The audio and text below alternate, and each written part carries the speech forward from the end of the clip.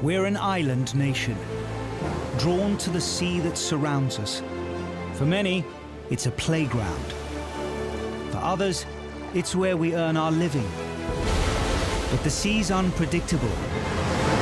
It can change in an instant. And when accidents happen, they happen very fast. On the sea, you have to expect the unexpected. It will just turn around and bite you. Mayday! Mayday! Help! There to save our lives is a volunteer army of nearly 5,000 ordinary people. When the pager goes off, we don't know what the shout is, where it is, how many people are involved. It could be anything. Well, where do you feel the pain, Alex? My back and my leg and my neck. Stuart, just hold the boat! I am so thankful that they came. Things could have turned out to be a lot worse. I've had people drown in front of me. Before we've got there, that person's gone. Calm down, you're okay, pal. Equipped with their own cameras, My light flashing. Yeah, mine. the crews give us a unique insight into every call-out as only they see it. Speeding through the roughest weather, searching for people who may only have moments to live. Go! For those who risk their lives, it has become a way of life. The decisions we make on a lifeboat, it can all mean the difference between life or death.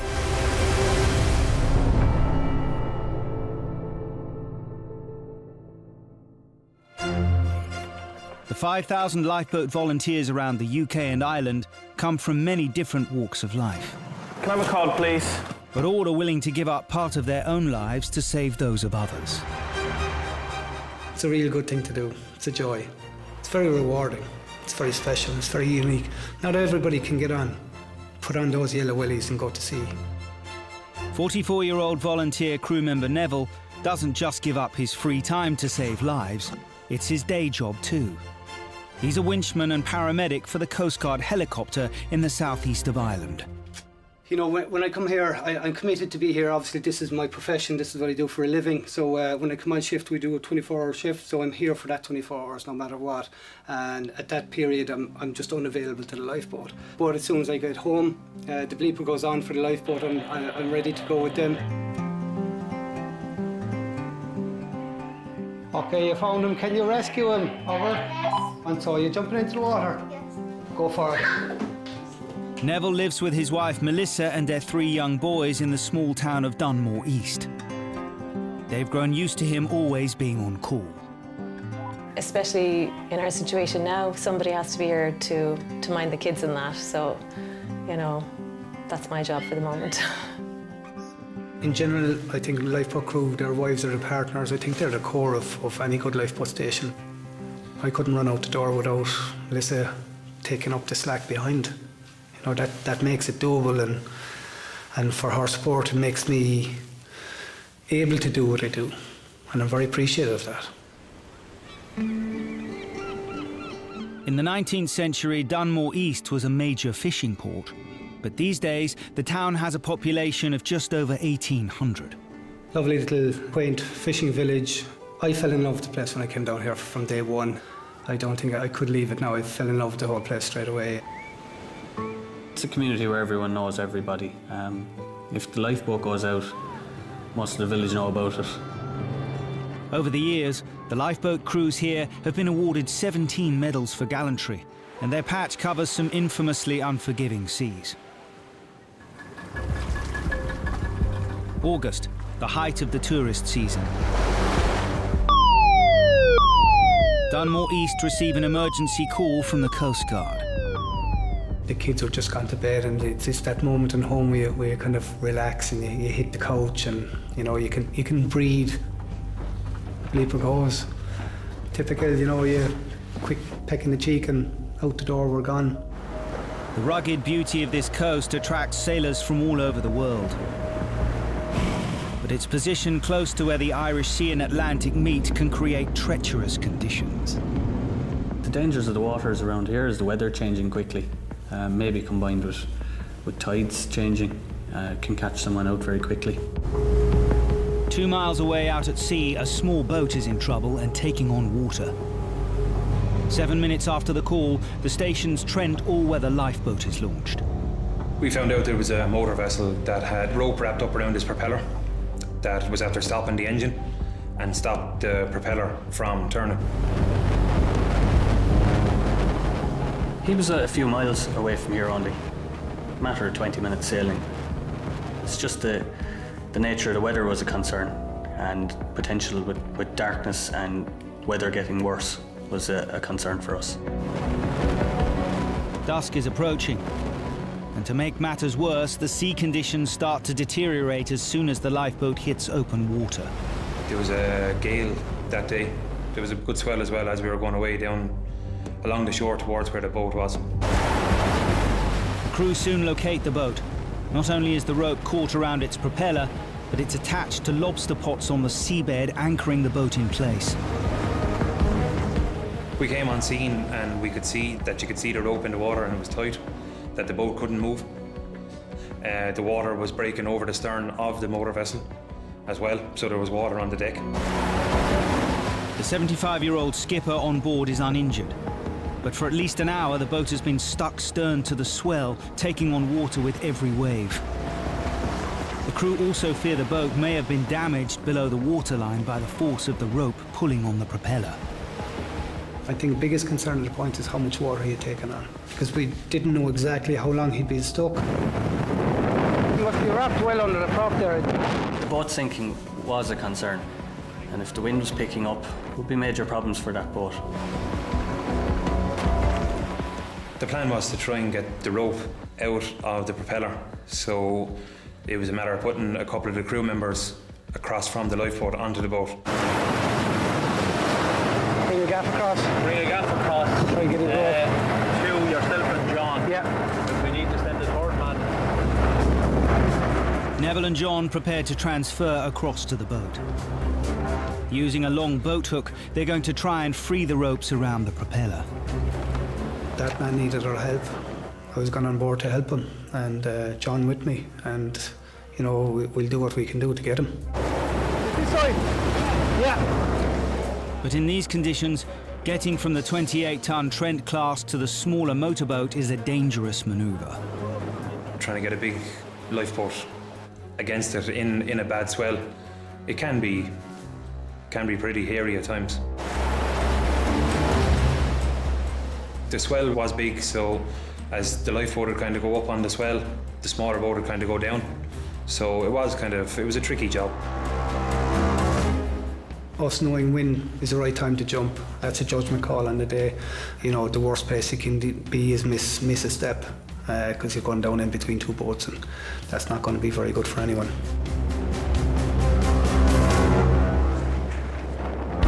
Neville makes it across on his first attempt. I do remember Neville the two boats were right next to each other. He just stepped off one and onto the other one.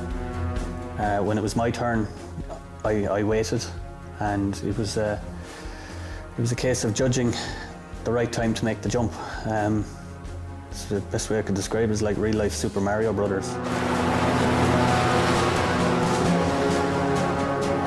Just as John starts his attempt, the swell forces the two boats apart. I remember the mechanic saying to me, "Don't listen to anybody else, you'll know when it's time to go." You coming? Right, go. Come. Come on, go, John. Go. Help you. That's okay. I remember just about making it. I remember at the top of my life jacket, the strap being grabbed. I don't know if I was going to fall backwards or not, but I remember him hauling me aboard onto that boat. All right, how are you? That's right. Go, John, yourself. Quickly establishing the skipper is okay, their first priority is to free the boat from the lobster pots to stop it taking on more water.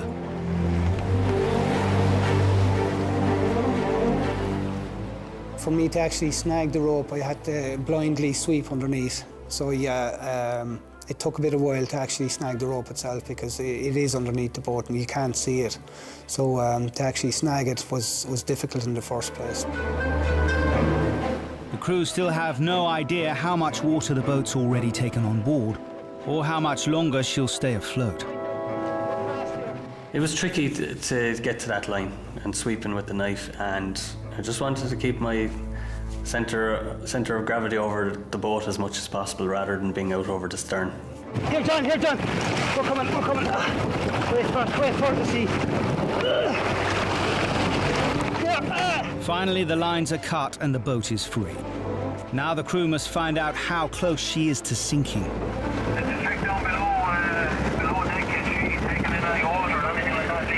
Check the port engine, I'd say, yeah. I was hoping to see no water whatsoever, but I knew there was going to be water in there because I had seen it coming in over the stern of it. But really, I suppose it's the amount, and that's what I was looking for, is how much water have we in there. Below deck is almost entirely flooded. The crew can't tell if it's from the swell coming in over the stern or damage to her hull below the waterline. She's good, she's 3/4 way up there now. Yeah. We realised that the engine compartment is almost full of water. We're asking ourselves the question, is there a leak in a pipe underneath? Has water come in from the hull? We didn't know where this water is coming from. Is your billy, John?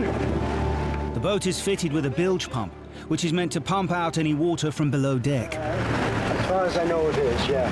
It's automatic. Should be automatic, but she does. Neville, I remember, spoke to the skipper of this boat, and they decided we can drive it in, and with the lifeboat with us in case anything goes wrong. I remember being down on my knees just watching this water the whole time for the trip back into the harbour here in Dunmore East. What? It's all right. About half full, is it? Yeah. Okay. His bilge pump, he was getting rid of more water than we were taking on, so, you know, that's always a good thing. You see the headland there? Yeah. We're just past that about half a mile and we'll be into the port. Is that it? Yeah. Once you pass that headline right here. The skipper, 75-year-old James, makes regular fishing trips along this stretch of coast.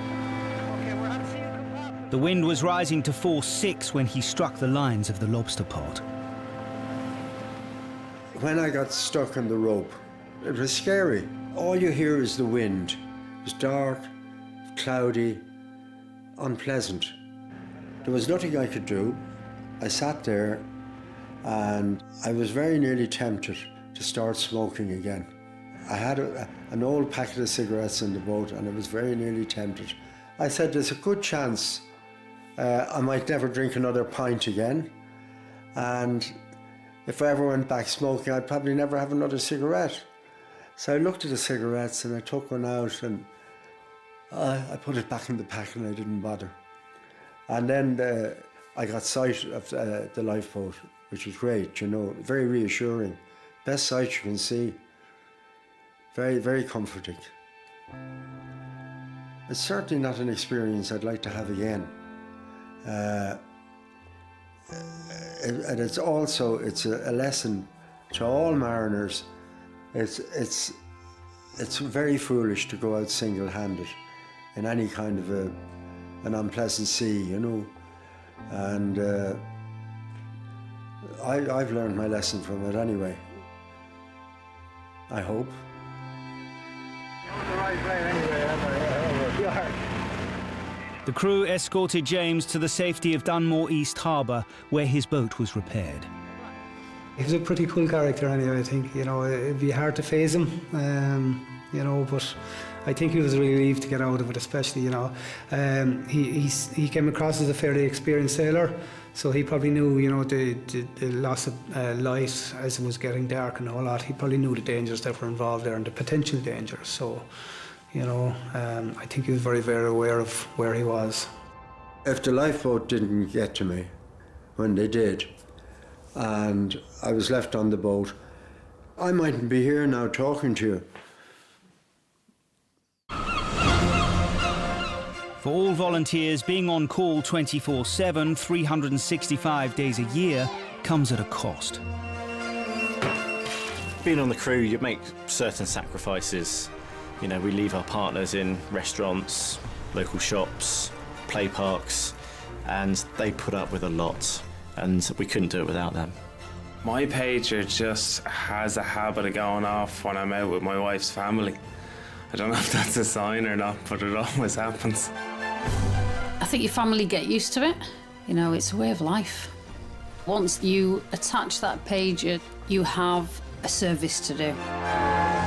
The whole family makes a sacrifice, because when you disappear out the door, you may not come back. And that is a really sobering thought. You're in a perilous place. You're doing things that you wouldn't normally do in your life. You're taking risks that you wouldn't normally take.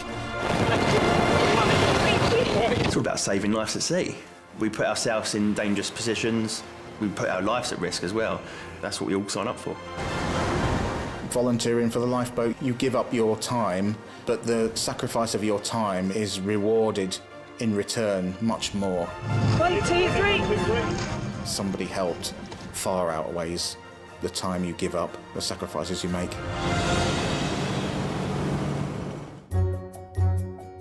In North Wales, the lifeboat crew in Rhyl watch over a stretch of coastline that pulls in hordes of holidaymakers.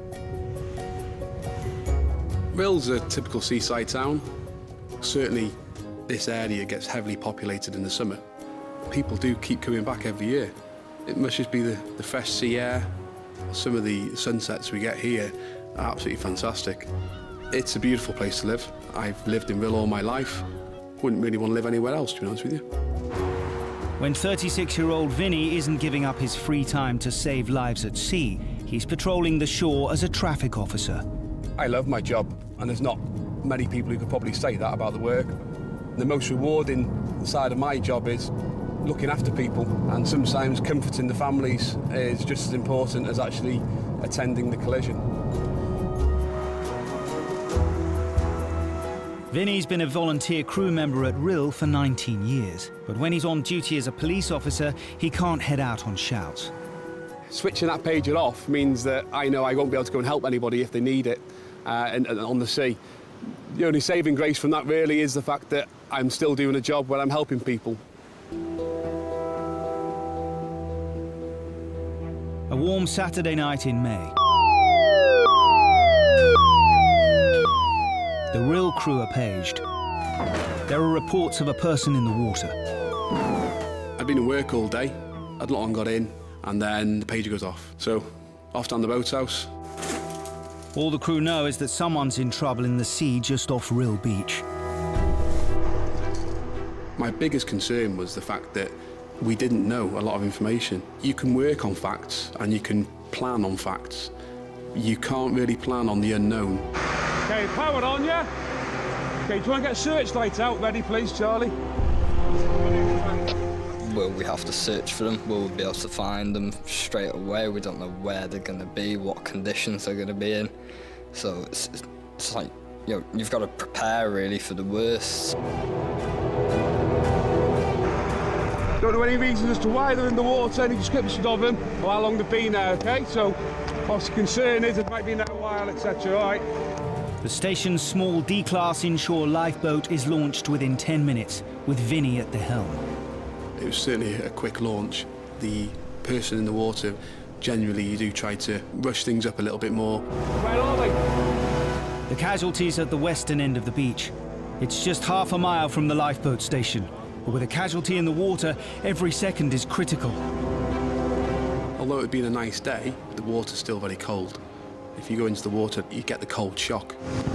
Try and hold it a bit higher if you can, so it doesn't go on the sponsor, thank you. It's very difficult to search on the inshore lifeboat in the dark. You have only got a couple of torches. Your senses are working overtime, and especially when you're searching for a person in the water, the only part of that person you'll probably see is their head. And sometimes, if they're close inshore, the background lighting from the promenade can have an adverse effect because your eyes are drawn to that and you can't really see. You have to just take your time, and it becomes a very methodical search. There's a light on the beach there.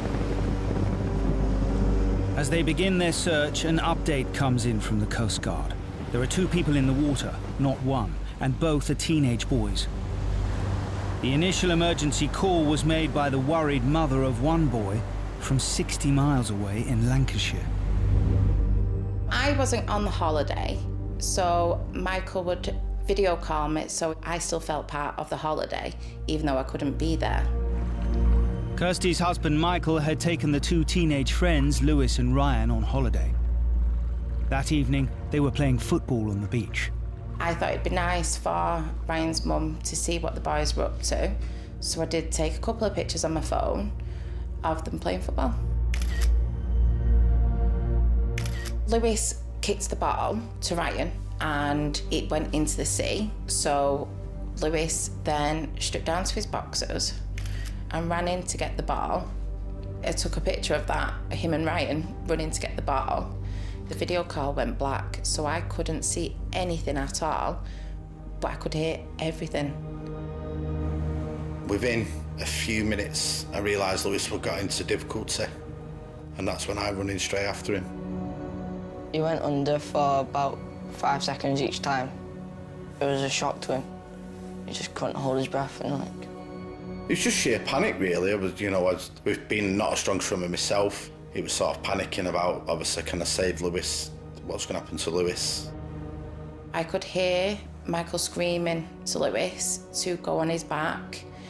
And shortly after that is when the phone went dead. You're trying to get to him, it's just going further and further away, and he's struggling, you can't help him. It's just a terrible feeling. Okay, what we'll do, guys, we'll go ashore anyway, see if they need any help. We can ditch the light now, please. When the crew arrived, Michael's managed to get the two boys out of the sea and back to the beach. But that doesn't mean they're out of danger.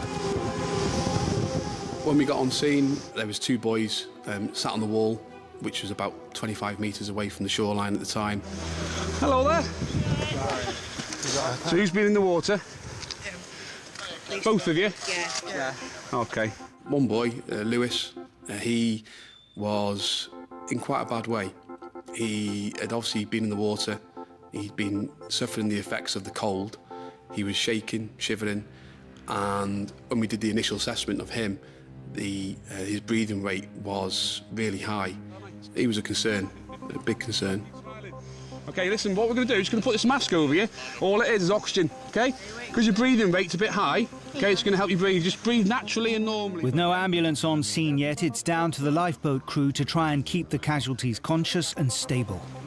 We recognised straight away that we need to administer oxygen. You've got to make sure, yes, they're out the water and they're safe, and then that's when you can have what's called post-rescue collapse, whereby the body will stop fighting because they realise they are safe, they think they're safe. Oh, I'm going to be okay now, the lifeboat's here. And all of a sudden, they can deteriorate very quickly. Yeah, Lewis, how long were you in the water for, fella? I don't know. You don't know? All right, did you swallow any water? You have, yeah? Okay, bud. From his training as a police officer, Vinny knows how vital communication is with a casualty immediately after a traumatic incident. It's really important to keep them talking and to keep them focused as well, because it gives them something to focus on. Got anything to eat today, Lewis? What did you have for tea, bud? Hot noodle. Hot noodle? Oh, diet of champions, that fella. Charlie, how's little man doing? Yeah? Breathing's 4, normal, yeah? Cat refill normal?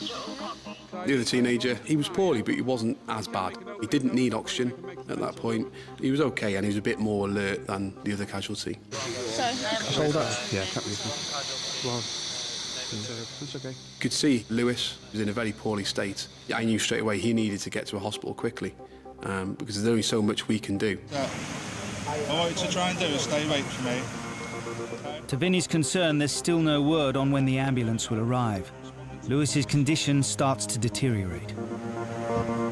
At times, he was starting to close his eyes, and that's when you start realising that the body is really struggling to do the primary functions, really, or they're shutting down everything else in order to keep the heart going and the lungs breathing. Just further information, one of the casualties is just starting to drift in and out of consciousness.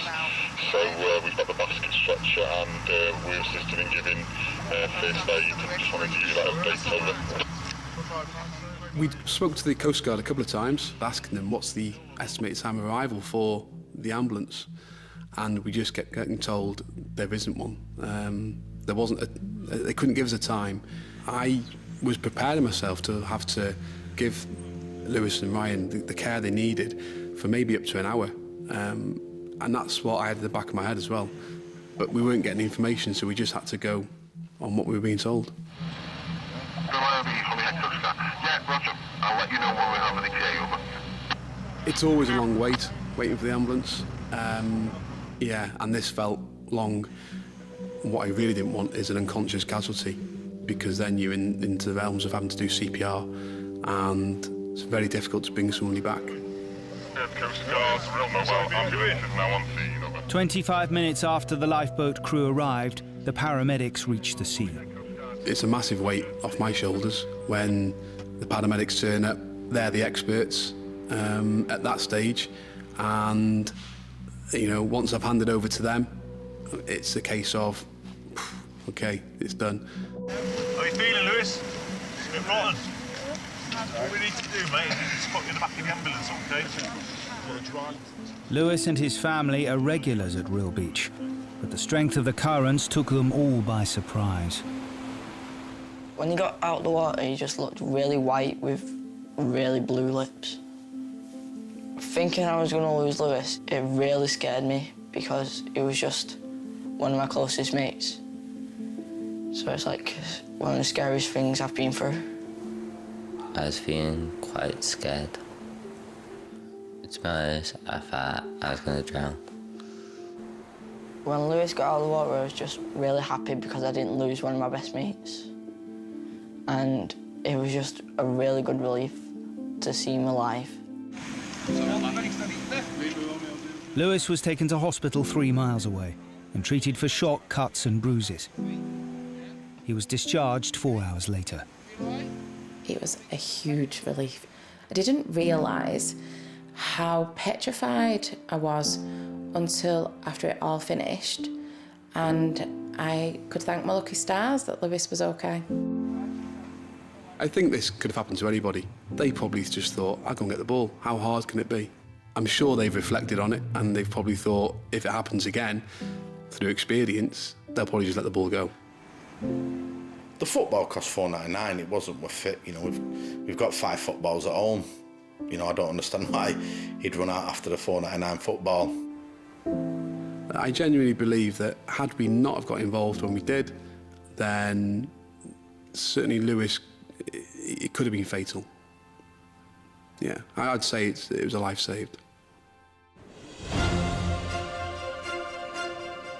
In North Cornwall, 28-year-old Adam has been a volunteer for 11 years. In his day job, he's a doctor, working 60-hour weeks at the hospital in Truro. The sacrifice of being a volunteer for the RNLI is you have to accept that a degree of freedom will be lost. Adam commutes over 230 miles for his volunteer shifts. I think people are surprised when I say I volunteer for the lifeboat because they always say, where do you find the time? And my response is, I don't need to find the time because it's just a way of life. Adam started volunteering at Tower Lifeboat Station when he was living in London, studying to be a doctor. 5 years on, he still returns to put in regular shifts.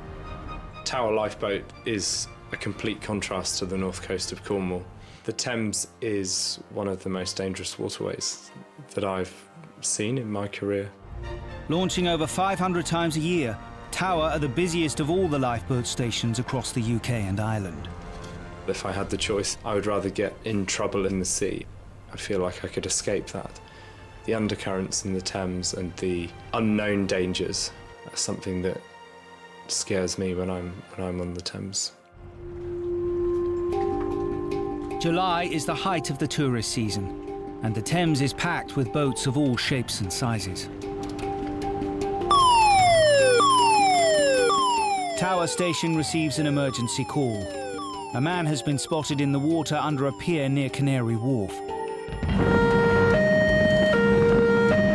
But the crew are at the opposite end of the 15-mile stretch of river they cover. We were actually training at the time, and an immediate call came through on the radio from the Marine Police that somebody was in the water, clinging to a post within an enclosed pier.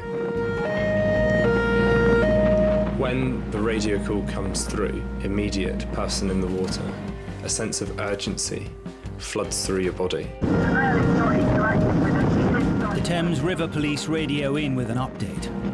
As more information was coming through from the radio, it became clear that the casualty was in a position that nobody could help him. The police wanted the lifeboat there now. We could hear in the police's voice that something was not quite right about this job.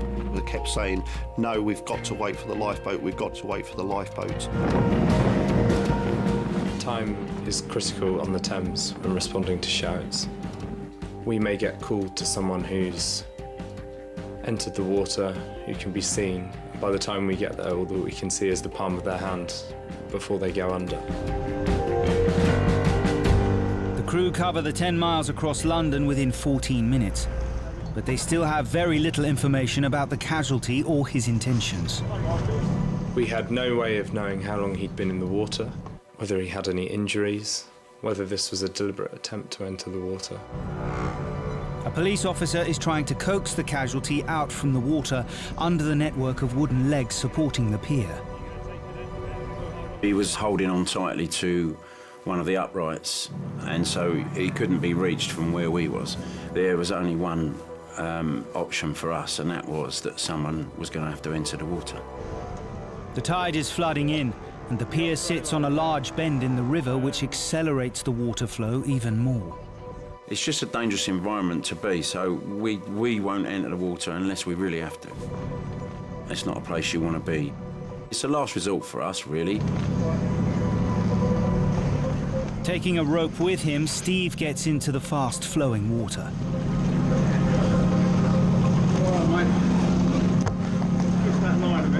This casualty wasn't safe despite us arriving on scene. We had to act quickly. I'd go along the wall, Kingy.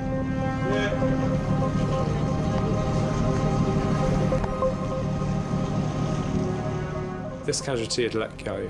The potential is that he would have disappeared into the murky water and we wouldn't have been able to rescue him. Steve makes it safely to the casualty, but the man remains completely unresponsive. He was very cold, he seemed confused. He was obviously very distressed, and we couldn't get any conversation out of him at all.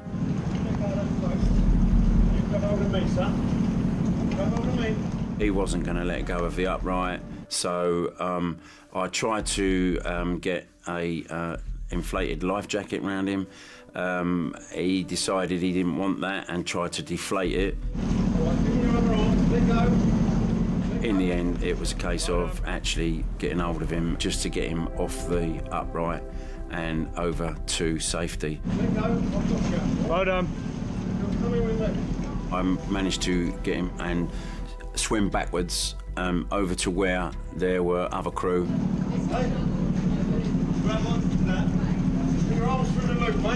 We improvised. We used actually one of the bow lines from the police boat that was in the water, and we used the large loop in it to secure the casualty. That's it, Steve, well done. He was then safe and we could keep his head above water and we could plan on how we were going to get him out of the enclosed pier. All right, we got him. The only way the crew can get the casualty to the lifeboat is through a narrow gap under the beam. Pass that line over. But with the rising tide, the gap is fast disappearing. Got him. Yeah. We had a very small window to get the casualty out through them piles.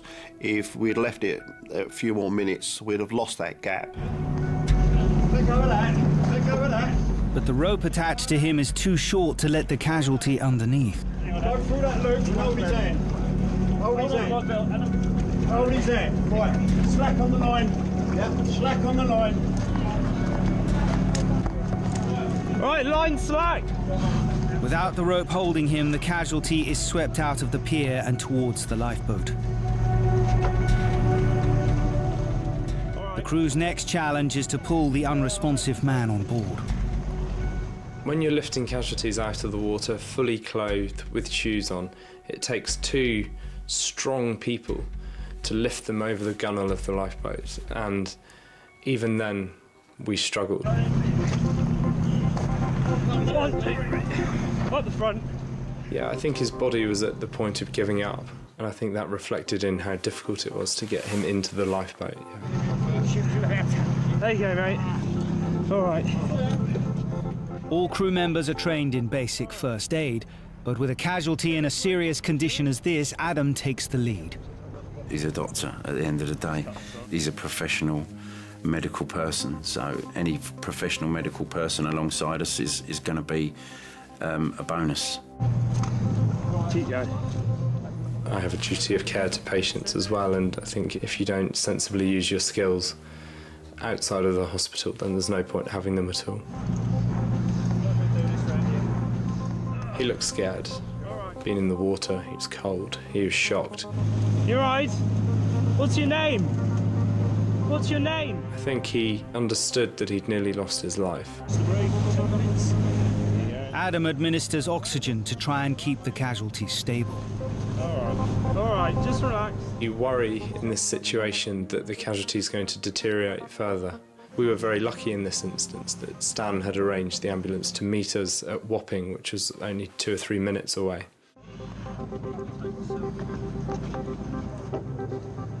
I'd known Mayo in the water for roughly 20 minutes. He hasn't lost consciousness at any time. 20 minutes.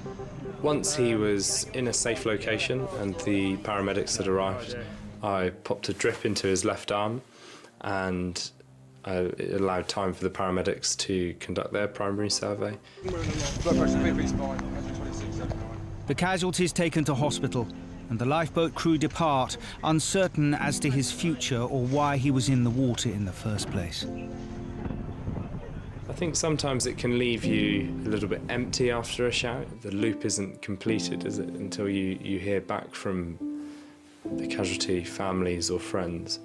But actually, we left that day knowing that we did everything we could for him. We've given him an opportunity now. It's about second chances, and we often pull people out of the water who may just need a second chance, and he may be one of them. I think we could safely say that that was a life saved. Saving someone's life is really what it's all about, and the feeling that you get from that makes it all worthwhile, and it is just such a good feeling. You feel like you've really done something good. Of the 8,000 shouts they launch to around the coast every year, the lifeboat crews are often pushed to their mental and physical limits. You have to be reasonably strong, dealing with rope work all the time, trying to get people in and out of the boats. You definitely need to be a tough insider now. We've got to get away. You do have to have a mental resolve to go to sea. That mental resolve comes in having faith with the people you're out on the boat with. It's scary. Any lifeboatman that says they're not scared or have a certain amount of fear when they go out there is telling lies. If you're the helm of the boat, the last thing your crew wants is you looking worried.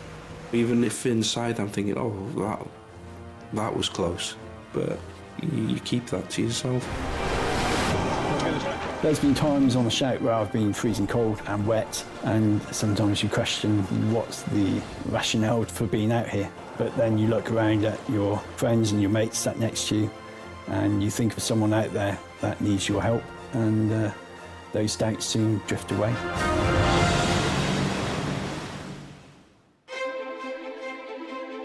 On the rugged North Yorkshire coast lies Redcar, a once thriving steel town. The lifeboat station here was founded in 1802, making it one of the oldest in the country. Redcar's situated between the sea, the industry, and the North York Moors, and as a result, the coastline and the people who use the sea, we get a mix of all types. It can be commercial ships from the River Tees, it can be fishing boats that operate out off the beach at Redcar, it can be hill walkers who are walking along the Cleveland Way. Heading southeast down the coast, Redcar's long sandy beaches give way to a dramatic and dangerous landscape.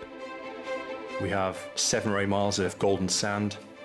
As we follow the coastline down towards the Yorkshire cliffs, the cliffs rise from the beach up to 300, 400 feet high. Take the weight, steady. 1, 2, 3. Although their motto is saving lives at sea, a large number of the crew's shouts are to people on the shoreline. Steady. Really slowly. And like many stations, Redcar regularly train for cliff rescues. The whole ethos of lifeboating is teamwork, and teamworking is built on trust. Having absolute trust that everybody around you will do what's required to be done. And that trust is built up through training. We spend time together. It is a family. And within that family, we absolutely trust each other. A still June night. The lifeboat station receives an emergency call. Someone has called 999 asking for help. The caller was alone at the top of a cliff. So our initial tasking was to search for a missing person beneath the cliffs, and they had received a phone call from the ambulance service to say that the person was threatening self-harm. These types of shouts are very urgent. The way I prepare is expect the worst and hope for the best. I think if you imagine the worst possible situation you can, anything you come across, you're not going to be too shocked. It's always important to bring back any casualty. Our aim is to always bring back a person, and we want the best outcome. Even in the event that that's not possible, you still want to bring that person home. They have loved ones, and bringing that person back to their loved ones is the most important thing. As lifeboat crews, we will always endeavour to do our best. But yes, it is difficult, and it's also difficult to place your mind in their head, because I don't understand why they potentially want to do what they're doing. But that's not for me to decide. All I'm there to do is help. The station launches both its inshore lifeboats, the larger Atlantic 85 and the smaller D-Class, or IB-1. The IB-1 can get ashore easily under the cliffs. It's easily to be handled on the shore edge, and we can put crew ashore to either recover a body or search for a person. And then we use the 85 as a communications link. Because of the height of the cliffs, we lose VHF coverage, so the Atlantic can stand off a little bit and relay messages. In calm seas, both lifeboats speed through the night. Arriving at the cliffs and with a difficult search ahead of them, the crews must now get their eyes adjusted to the darkness. Fortunately, we had a full moon, but under the cliffs, that's in the shadow of the moon. And so, absolutely pitch black. Your eyes feel. Operating in the dark is obviously a lot more risky. Humans are not designed to see well in the dark, so everything we do has to be a bit more calculated. We have to be very much more careful navigating the boat and save speed. Red Cross, Red Car Lifeboat. Good evening. We see your white lights. Our intention is to go down to Bird, Flight, Goit and search back towards you. The Coast Guard are searching the top of the cliffs, but have found no trace of the person who called 999. It's the Red Car crew's job to search the bottom of the cliffs. I almost said we're used to doing these calls. We're not used to doing them. We're used to getting those calls. If the individual has done that and have taken their life, then what we're trying to do is bring closure for a family and bring them back the body. Or otherwise we're trying to ensure that they're not there and they're not going to spend a night out in the cold and that they'll get the help that they need. These calls are, make no mistake, horrendous to deal with. It's violent and it's extremely traumatic for anybody to go and deal with that incident. So you cannot get used to it. It's something that we deal with. You know, it's something that we have to adapt to as a crew. That it is more regular, and it's something that we need to, you know, we need to think about how we're managing those calls, particularly for younger crew members. When you start walking ashore, what you really want to do is actually find nothing. You want that person to be safe and warm and at home, and it to be a false alarm with good intent. You never want to actually find the person, but if you have been given the facts that they are there, then obviously we want to find that person and get them out as safely as possible. Once on the beach, the crews start to systematically sweep along a 2-mile stretch of cliffs. Some trousers here. The crews on the 2 lifeboats are also scanning the area from just offshore.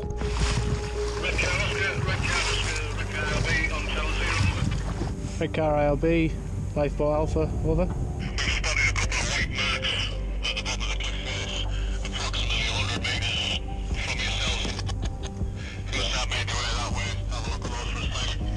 Lifeboat Alpha, roger that, we'll head there now. Out. The other two boats were giving us targets to investigate. 10 metres ahead. There's a log there. You're just about upon the first white mark we spotted on the beach from the seaward side. ILB Alpha, roger, that's a large lump of wood, over. We're looking for a person, looking for any items of clothing or personal effects that may have come down off the high cliffs. So obviously you're scanning with a torch and searchlights to try and pick up anything that just doesn't look as if it should be at the bottom of a cliff. No, I can't see anything. Yeah, you're just right on that mark now, Steve. There's another mark about 15 foot up the cliff face, about where you are. It's just a big flat rock. Nothing there. Just watch yourself, because all these rocks are loose. Sliding all over the place. The base of the cliffs is a dangerous place. Big rocks covered in seaweed, very slippy underfoot. Have to watch as these rocks are getting a bit of green on them now. Start getting slippy. That night we had to not only search for a possible casualty, you had to also watch where you're putting your feet. Oh, Jesus. Oh, bloody hell. The terrain was precarious at best. Lots of large boulders, some were green, very slippy where the tide had been in, a full tide. So I myself fell quite a few times. You are? Oh! Oh, yeah.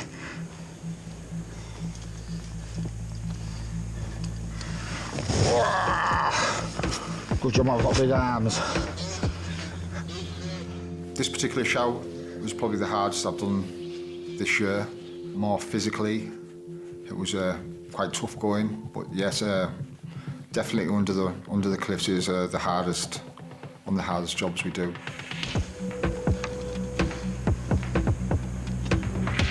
Right guys, hold on. There's something there. After nearly an hour of searching, Steve suddenly spots something amongst the rocks. You're almost preparing yourself when you scan around with the torch. Any second you could be coming across a body. What's that there? When I first looked, I thought it actually looked like remnants of a body. It's like a leg or something. What the hell is that? Neil come over and he had a second look. It was like a fresh pair of eyes, and he gave it a little tap with his boot. Seaweed on top of some polystyrene. Yeah. Fortunately, Steve's discovery is a piece of polystyrene foam washed up on the shore. The crew move on and continue to comb the beach. With the focus being on trying to find a casualty, I think the dark does tend to play tricks with you, and you just focus on finding a body. And I think every little thing that looks like it shouldn't be there, that then becomes the casualty. I think this is a cut-off point. After a 2-hour search along 2 miles of rocky beach, the lifeboat crew are unable to find any trace of the person who dialed 999. It's difficult to keep going. As the night goes on, you get more and more tired, but you know that there could be somebody literally 10 feet away from you, and you just haven't found them yet. So until we're asked to stop searching, or we've completed the task we were given, then we'll keep going. We can't do much more. The lads have done a thorough search from where we dropped them off all the way around to where they are now. That night, we come to the end of our search area. We'd finished searching what we were tasked to do, and we'd come across nothing.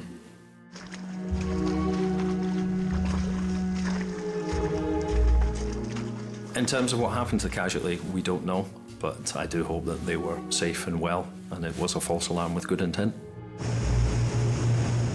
The crew must return to base with no idea what happened to the person they were called out to. I think the crew are always disappointed that they haven't been able to locate a person, especially if we genuinely believe that person is still missing. It's always difficult to stand down and go home. Humber Coast Guard, Red Car Lifeboat, that's us recarriaged, ready for our next service. Over. Roger, sir. Many thanks for this evening, and we'll speak to you next time. Over. Good night. Out. In Wales, Cardigan Bay is a rugged coastline which stretches over 100 miles, watched over by 10 lifeboat stations. At the southern end of the bay, one station is based in the small town of New Quay. In the summer months, it goes from being a sleepy fishing village with about 600-700 people to maybe 12, 13, 15,000 people. You've got people doing paddle boarding lessons, you've got people swimming, kayakers and people in lilos floating around. You've got everybody that's on holiday that wants to use their boat that one time of the year. They'll be out there, either they're sailing or they're in powered vessels. It can be a very busy patch of water. And the busiest time of year on this patch of water is the August bank holiday. I was in the shop, my phone went, and it was my girlfriend. She was on a boat down by Aberporth. She'd seen someone falling out of a boat and the boat carrying on without anybody in it. Next thing, the pager goes off, so I run down to the boathouse. I know what's going on, so I'm informing a couple of the people that were there what's happening. 5 miles away, a speedboat is running out of control. The immediate risk to life and limb means the inshore lifeboat launches with just 2 crew on board. This was bank holiday, a stunning day, flat calm, all the beaches, they'll all be chock-a-block. People will be swimming. If that boat heads towards those beaches, it's likely to cause someone a lot of damage. It could even head up the beach and start hitting people, depending on the speed of the craft.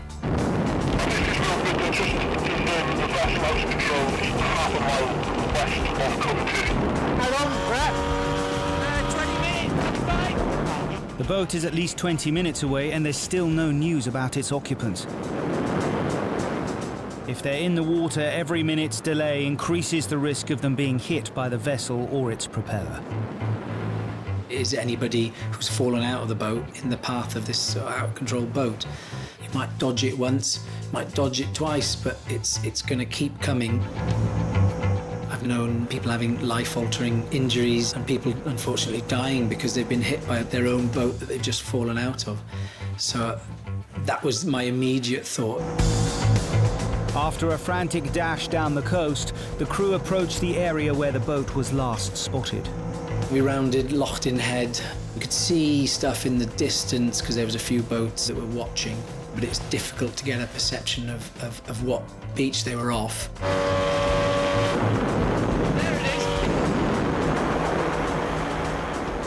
Once we got past Llangrannog and Traethbach, we could see the boat going around in circles. Northland Coast Guard, Newquay RB, Newquay IRB, Tangier.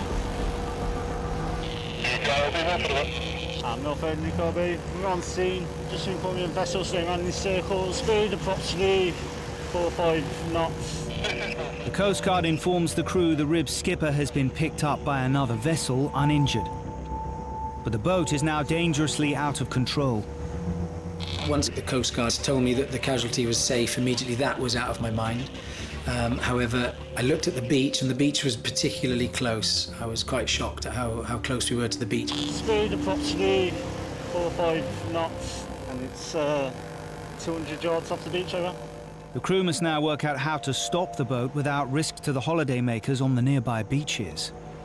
They probably wouldn't be able to see what was going on. Maybe they thought someone was messing around in their boat, just going round and round out there.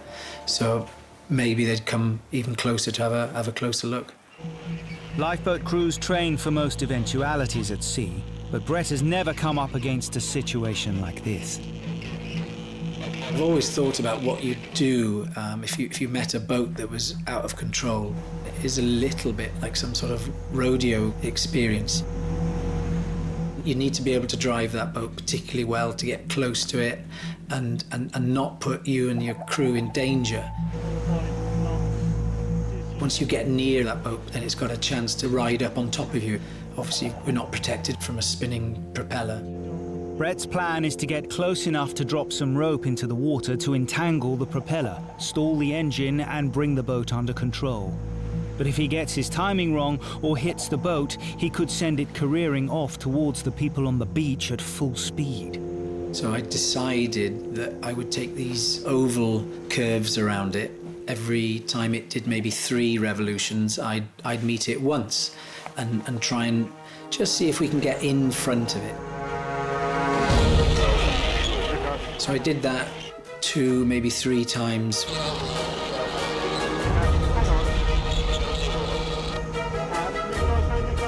On that 3rd time, I clipped the back end of the boat.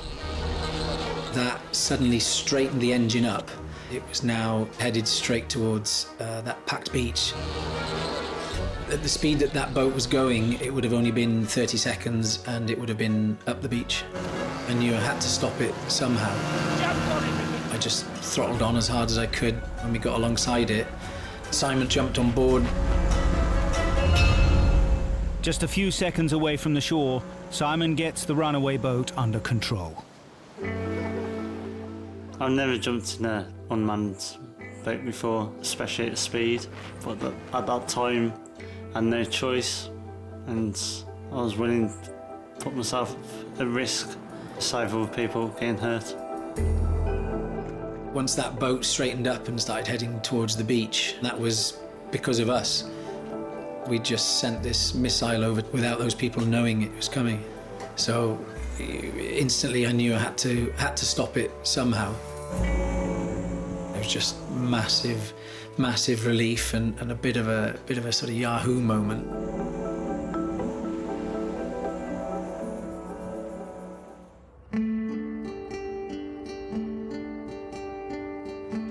On the coast of Ireland, James is undaunted by his close encounter with the lobster pod lines and still heads out to sea for regular fishing trips.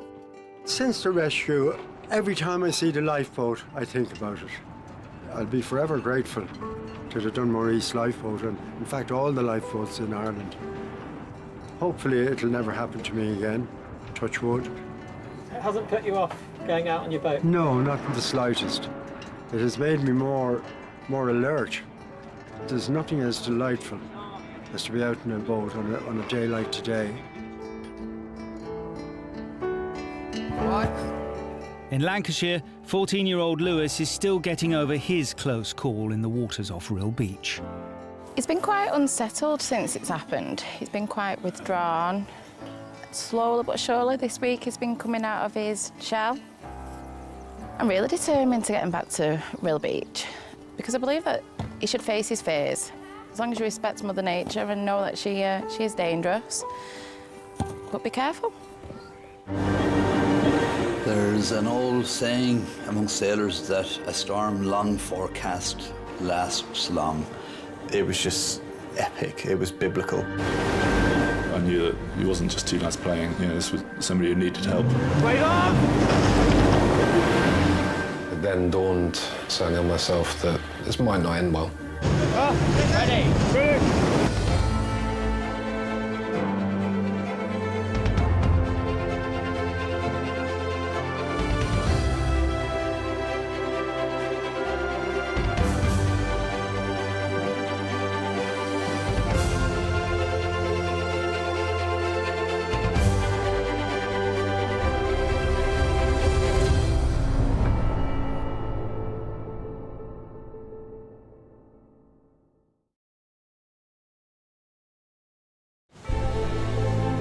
We're an island nation, drawn to the sea that surrounds us.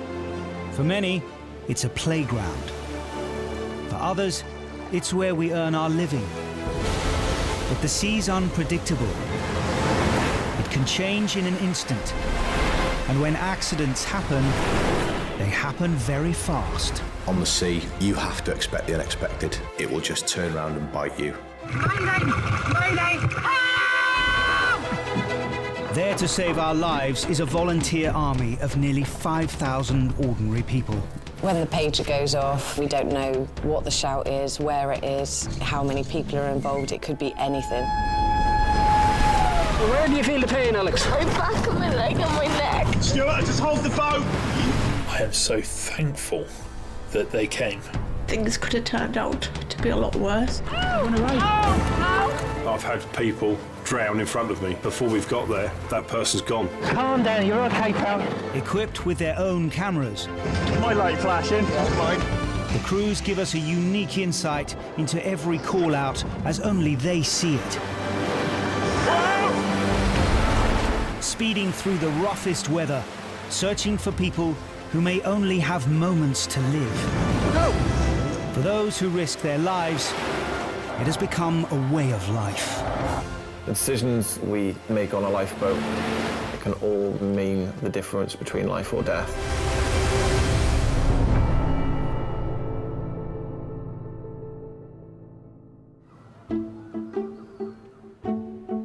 Lying at the mouth of the Kingsbridge estuary on the south coast of Devon is Salcombe, a resort town with a proud seafaring history. There aren't many harbours that you come into that look as beautiful as this place. Its biggest selling factor is sandy beaches and nice clear water. The harbour is made up of recreational, commercial fishermen, commercial water sports, paddleboards, canoes, kayak, everything. You name it, if it floats, it's pretty much been in here. But by the autumn, the local fishing fleet can often have the sea to themselves. The Salcombe lifeboat crew have received a mayday call, the highest level of emergency at sea. A fishing boat is in distress a mile offshore. The initial comms were man overboard and that he's been caught under the water. You hear mayday, a man overboard, it sort of pricks your ears up and you're thinking, all this stuff we've trained for, this is where it counts now. Any delay on a mayday call can mean the difference between life and death. In charge, second coxswain Cameron has a decision to make. Wait for crew member Kirsten, a junior doctor, or launch the lifeboat. You're sort of like drastically working out, have I got enough crew to go to sea? Can I go now, or am I going to wait for the doctor? You know that you're going to need a doctor, but then if you wait longer, you get there and it's too late. The rest of the guys are on the boat looking at you and you're thinking, oh, do I, don't I? Cameron gambles and decides to wait for the doctor.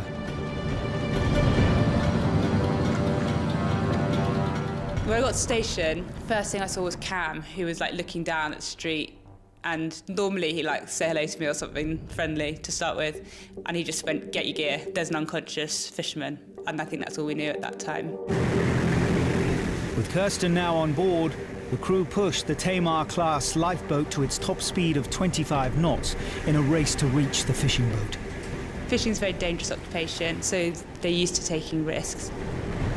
They're very good at looking after themselves, and I think often that's why when something goes wrong, it's gone wrong in a big way. You're making comms to the Coast Guard, they've given you an update, he's now on deck, they've got him breathing, but he stopped breathing again. The fisherman has been pulled back on board unconscious. His crewmates are trying to resuscitate him. Worst case is you arrive and he's not breathing and you can't get him to breathe. We do our best for that not to happen, but you can't control that. Time is always against you when someone's been in the water.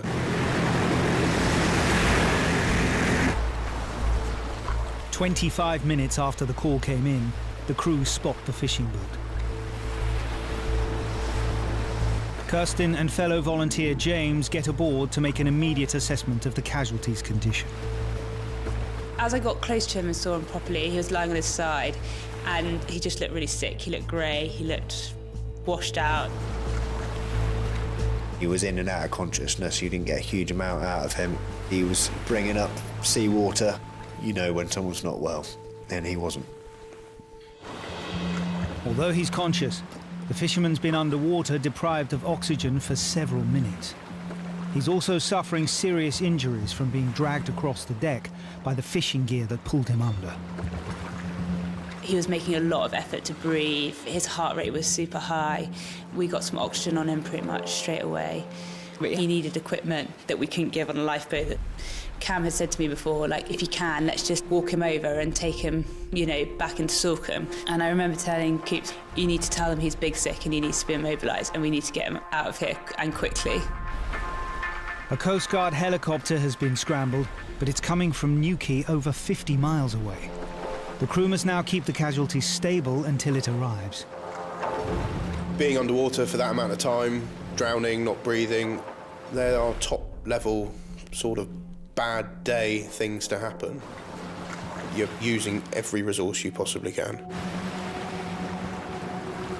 Silas, the injured fisherman, was pulled overboard while laying crab pots with his best friend Jack. We weren't quite family, but you could all but say he was, because I've known him since I was 3. We went to primary school together, we went to secondary school together. We did everything together, pretty much. He had his own little boat and wanted to learn, and I said, look, you come on with us and we'll teach you. We were nearly about to go home. Silas let the end weight go. The rope sort of come tight and it appeared to like attract round his hand. He got tangled up and he hit the deck and he was sliding out the door. And I'm still looking over the rail, froze, and he's looking at me with full eye contact. And the expression and the look in his eyes was, I'm never coming back. And then I watched him go out the door and he just disappeared into the blue.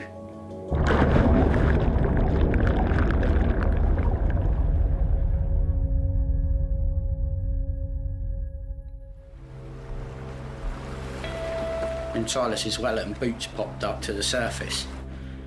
And I was shouting, he's there, he's there. And then I sort of realised he wasn't there, it was just his Wellingtons.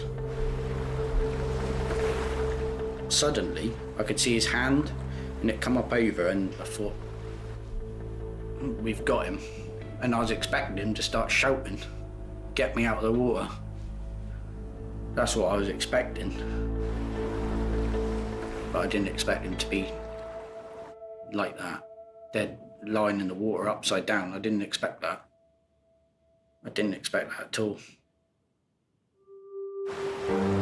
Kirsten and James have been working to keep Silas stable for almost 10 minutes. Finally, the Coast Guard helicopter appears overhead. When you see the helicopter arrive, it is a relief because you know that they're paramedics and they carry much more equipment than what we do, and they'll be in hospital in half the time as what it would be for us to steam in and get them in an ambulance. It could give them the best chance to survive if they get up in a helicopter. Although they've stabilised him, the crew need to get Silas urgent medical attention. He just looked awful by the time they were wanting to winch him up. The winchman looked at him and he was like, we need to get out of here, we need to get out of here quick. The plan at the time was that the helo was going to drop down their stretcher, we'd transfer him and he'd go up. Sadly, he took a bit of a turn for the worse, and both Kirsten and Reggie, the winchman, life over limb, and it was made clear that an immediate winch was necessary.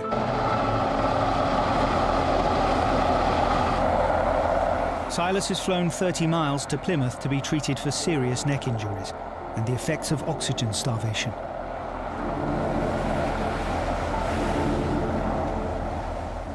You're on tenterhooks because you know you've done the best you can do, but the level of his injuries were just so severe, he needed to get to a hospital. All Cameron can do now is wait to find out if his gamble to hold the lifeboat for Kirsten has paid off. You hope that you made the right decision, you try your best, but until you hear that they're on the mend and that they're doing okay, you still don't, you're not resting on your laurels so much. On arriving at hospital, the injured fisherman Silas was rushed into emergency surgery.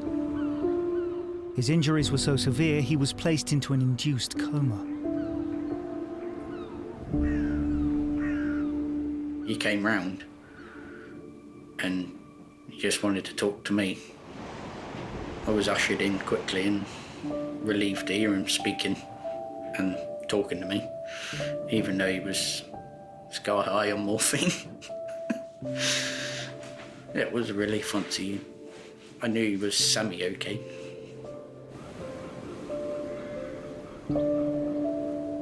I had a fractured neck. Obviously, as I went out the door, I must have fractured it then. It hit a bit of stainless steel and just knocked my vertebrae forwards and fractured my neck. I remember being under the water for a little bit, and then I must have got unconscious, just blacked out. I think he came as close to dying as you'd ever want to come. You do feel like proud that you've done something that, you know, actually might change the outcome of someone's life. Well, I'm very grateful for what they did. If it wasn't for them being on the ball, I might not be here. It says on those YOLO t-shirts, you only live once, and my mate went, you need one that says YOLOT. You only live twice.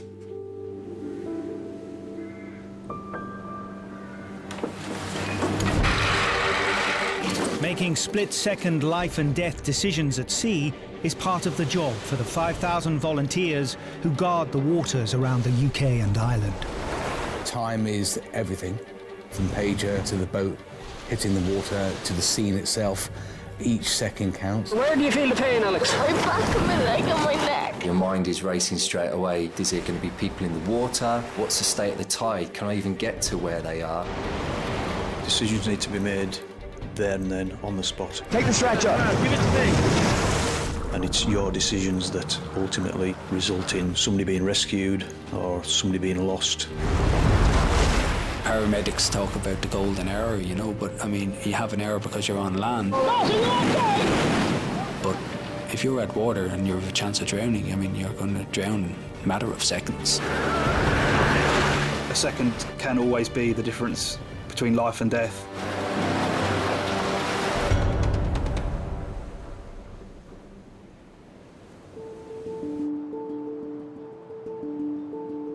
In its 143-year history, the crews at Marlborough Station on the Isle of Anglesey have amassed 37 awards for gallantry. Hello. Hi, Rob. Hello, Bobby J. Probably wouldn't call it a team. I'd probably call it more of a family. Do they do extra large boats? There's nothing that could break the bond that we've got. It really is a small community, and the Lifeboat Station's the big part of it. Lying off the rugged northwest coast of Wales, the seas around Anglesey are peppered with rocky outcrops, which have wrecked many a ship over the years. And there's one place on the Marlborough Cruise patch which is more treacherous than most. Dillis Island is a chunk of rock in the middle of the sea, 2 miles offshore, but it's notorious in the 1800s for shipwrecks. I've been on the island and it's pretty bleak. It's cold, it's exposed, there's no shelter from the wind, so it's not a nice place. It has a refuge on it that's been there from the 1800s, and its purpose was to give survivors of shipwreck a location to shelter until help would reach them.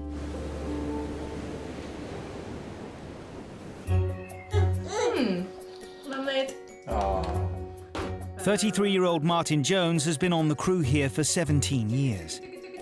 He and his wife Kerry have lived on Anglesey all their lives. Lottie, does Dad go on the boat? Boats, yeah. 18-month-old Lottie is one of the newest additions to the community. It's having a little one, it's made you look at life a bit more, more sensitive. Makes you think about everything, really, running down to the boat.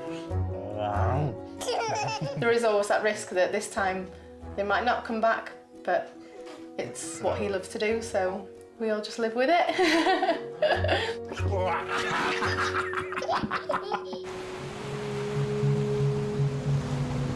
The winter months in Marlborough are some of the most challenging for the lifeboat crews. As temperatures plummet, Marlborough Station receives an emergency call from the Coast Guard. So we've got two overdue climbers. They launched from Fleetwood. A worried family member has dialed 999 after 2 kayakers failed to return from a trip out to sea. It's been nearly 4 hours since they set off. Yeah, good. Is everybody clear to go out there and investigate? 5 minutes after the call, the station's 32-ton Tamar-class lifeboat is launched. The first information we got at the station was that it was an overdue kayak. We get them quite frequently, where perhaps people have come back to shore and forgotten to call the Coast Guard to say they've arrived back. We thought it would be a quick search of the area, find somebody putting their kit away on the shoreline. There is one kayak, I repeat, one kayak, which is a double kayak. An update from the Coast Guard. An upturned kayak has been spotted drifting 1.5 miles out at sea. 2 persons, possibly in water. Start thinking about recovery from the water. Yeah. So I don't know how long they've been in the water, but we'll try to see what I'll go in if needed, yeah? Thank you. When you find out that they're not actually with the craft, it changes your train of thought. A cold day in February, the seawater temperature, it's going to be freezing cold. Their chance of survival has reduced massively. A biting easterly wind has also plunged the air temperature below freezing. In these conditions, hypothermia can take hold within minutes. Cramp sets in, your body functions are reduced, you can't move your arms, your legs properly, and you literally just become a floating mass that isn't able to help themselves. Yeah, just have a think about if we've got to recover somebody from the water, get some blankets out. We didn't actually know what time or at what point they got into difficulty. Were we looking for people treading water trying to stay afloat, or were we looking for potentially 2 bodies? We just did not know. Can we get some beds up there, please, guys? 2 persons in the water, 13-year-old. How's that 13-year-old? We got the information that it was a father and his 13-year-old son, and that was a real kind of game changer for me. Big lump in my throat, felt instantly emotional. I've got a 10-year-old son myself. I'm not the only parent on that boat.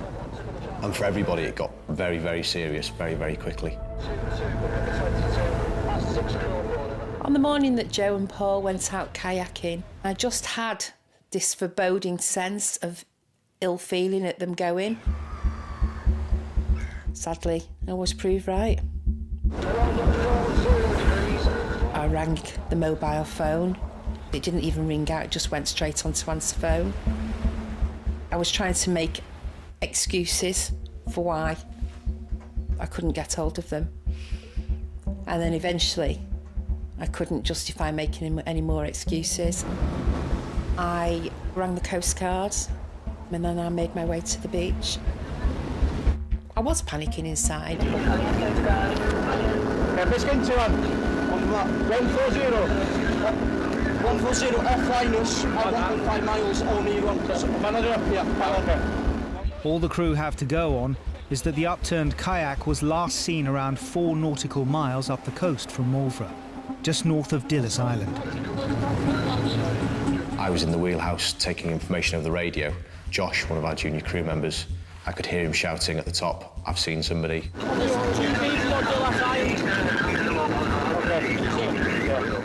I'd looked, and then I looked away, and then I looked back again, but something it just caught my eye that without the binoculars that there was somebody on the island. 1, 2, 3.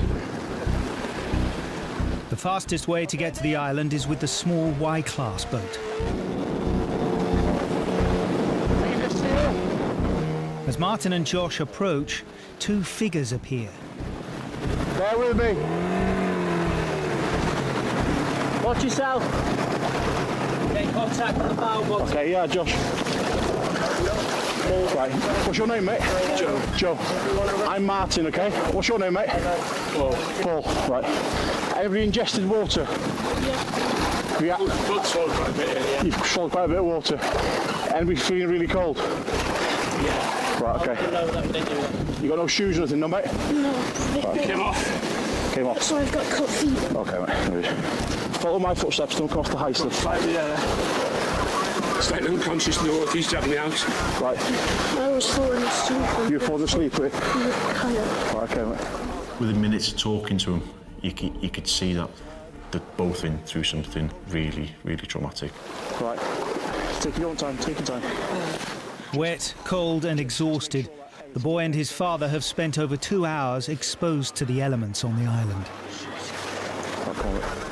It was by far the most severe case of hypothermia I've definitely seen. Yeah, everything. The shakes, the clamminess, the blue lips. Josh! Ask for the chopper. We needed to get these casualties off here. I need to get them to professional medical assistance. I think the plan is to evacuate by helicopter. We're going to get you seen to hospital.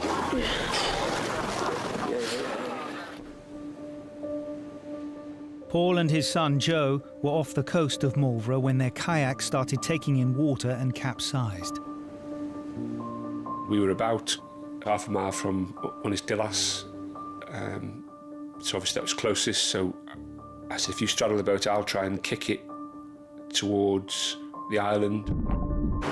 After half an hour making no progress, and with hypothermia setting in, they abandoned the kayak and tried to swim to the island instead. We got in the water, and Joe was quite upset. He said, I think we're going to die. And I was convinced we both were at that point because of the cold. He said, again, I think we are going to die, Dad. But if we die, the last thing I want to do is give you a kiss.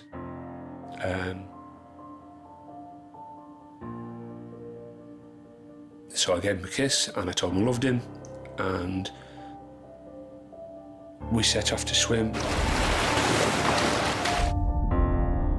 The waves were breaking on me and I was taking on quite a lot of water, and obviously the sea temperature was what it was, and I'd been in there for quite a long time by now. My arms were starting to fail, and I was on my back, and I remember feeling that this is really warm and really peaceful, and just went to sleep.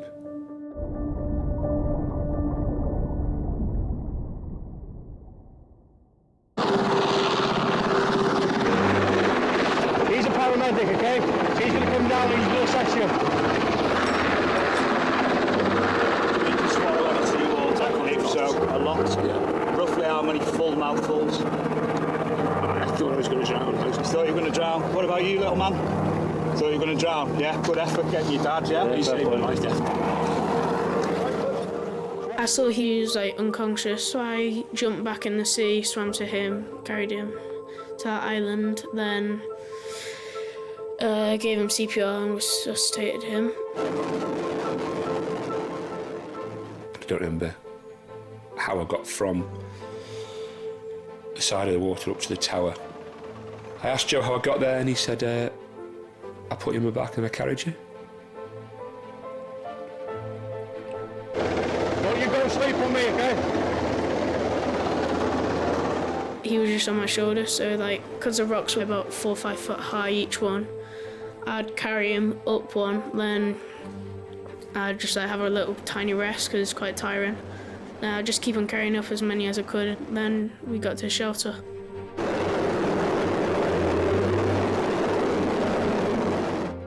Without a shadow of a doubt, Joe saved my life that day. When he thought that he was looking at death, the fact that he wanted to do that as a last action, I think, is lovely.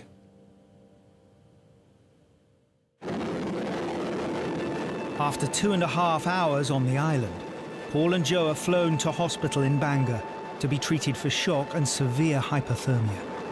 If we hadn't spotted them when we had, then there was still a huge risk to their lives. They were both hypothermic. It was getting later in the afternoon. They would have just got colder and colder, and ultimately, yes, they were still gravely in danger. It's probably The closest I've seen to life being lost. If Joe hadn't been as strong as he was in doing what he did and swimming back out to his dad, Paul wouldn't be around today. To learn that the 13-year-old son had actually gone out and rescued his dad, given his father CPR on the shore because he'd lost consciousness and thought that his own dad was dying in front of him. To hear a son ask for one last kiss, one final goodbye from his own dad is just, it's heart-wrenching.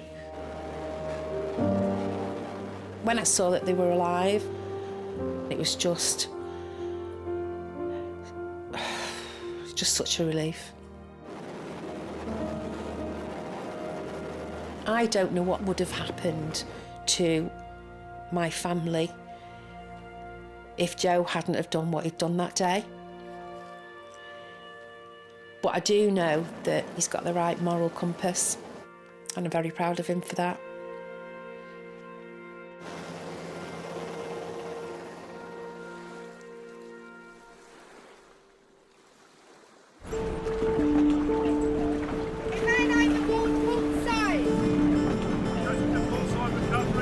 Most of the UK and Ireland's 238 lifeboat stations lie on the coast. But the busiest is Tower on the River Thames. Annually, over 10 million tourists, commuters and city dwellers use this stretch of water. And the crew at this station deal with over 500 call-outs a year. 5, 4, 3, 2, contact! The Thames is a very unique body. The footfall we've got in London being the capital city, I mean, people flock there in their thousands on a daily basis. We've got an awful lot of commercial users with a high volume of passengers. We've got a lot of people on the embankments, on the bridges. The river brings so much life and so much to the city, but if you don't respect it, it can take everything away from you as well. Guarding 15 miles of river, Tower Lifeboat Station floats on a pontoon alongside Waterloo Bridge. Most of our jobs are people recovered from the water. We've got all the bridges through our patch. People get on top of them, young lads showing off. Some people mean to go in there in the hope of ending it all. It's essential that we get there as quick as we can. If it's a person in the water, every second counts. Everything about Tower Station is geared to getting on the water in the quickest time possible. It has a full-time crew on continuous duty, and they're equipped with the fastest boat in the fleet, the E-Class. With a top speed of 45 knots, it can reach any point in their patch within 15 minutes. The Thames itself is equally as dangerous in a lot of senses as the west coast of Scotland in a howling gale, but it's a different type of danger. You've got a river that's trying to flow the passage that it's always flown for thousands and thousands of years, yet man has put in bridges and piers and all sorts of obstructions that change the dynamics of that river. The reason we have to be there very quickly is because even in the height of summer, the River Thames is very cold. It also has a very deceptive flow rate. It is moving very quickly. At certain places it runs at 6 or 7 knots, which in land terms is around about 10 miles an hour. A great deal faster than you could ever swim. In January, the water temperature of the Thames can drop as low as 8 degrees. The tower crew are called out. Over a mile downstream, a man has been spotted on scaffolding overhanging the river. We have a launch time of 90 seconds day or night. That's from the bell going, kitted up, ropes off and engines in gear. The crew push the 870 horsepower E-Class to maximum speed. Time is critical. I've been on numerous jobs where we've been on scene before the person's jumped and we've missed them. They've gone down 3 metres in front of us and never been seen again. I've had people drown in front of me, 50, 100 metres away. I've seen someone in the water and we've been going to them at full speed, and before we've got there, that person's gone. The tide is going out fast, and at this stage the crew have no idea of the man's intentions. On the way to a job like that, You're imagining, you know, a fall from height. So I'm thinking it could be a spinal injury, what equipment we're going to use, how we're going to recover them, what the tide's doing, the dangers in that area. The crew cover the mile in less than 3 minutes. The thing was just unfolding as we arrived, and you could see the police boat was there, and they were sort of lighting up the scene a bit. This guy again on the scaffolding building. The police report that the man had been asked to leave a riverside pub. He's now clinging onto scaffolding over 30 feet above its beer garden. Standing on the ledge, now trying to gain access to the 3rd floor. Phil, did you get a search light? Arriving on scene, trying to locate the person. And I see sort of the corner of my eye, the security were pointing up to scaffolding on the side of the pub. And I was looking up and I see this figure. He's a long way up, 30, 40 foot in the air on the scaffold. The water was shallow, about 1 metre. There's like a scaffold pole sticking out there. Sir, stay there. You're thinking, if he goes down in that area, there is a good chance he's going to be impaled on that. We board you. I don't think we've got step for the side of it. You can board us. Yeah, come alongside, jump on, yeah, we got visual. The police want to approach the man to try and talk him down, but they can't reach him via the scaffolding, and their boat can't get under the building to the shore. Where do you want to take you? Well, as close as you can get. An officer boards the more manoeuvrable lifeboat to get in closer. Yeah, and I'll keep on my deck. We're limited in the position we were at to what we could do. We had the scaffold tube to one side where he obviously didn't want to hit that. It's backing up and getting fucking good there. We had the concrete overhang of the beer garden to the other side. Then I also had to work out a distance if he was to fall where he would land, but be close enough that we could grab him as soon as possible. Creeping into the riverbank, all the crew can do is prepare to react as fast as possible if the casualty falls or jumps.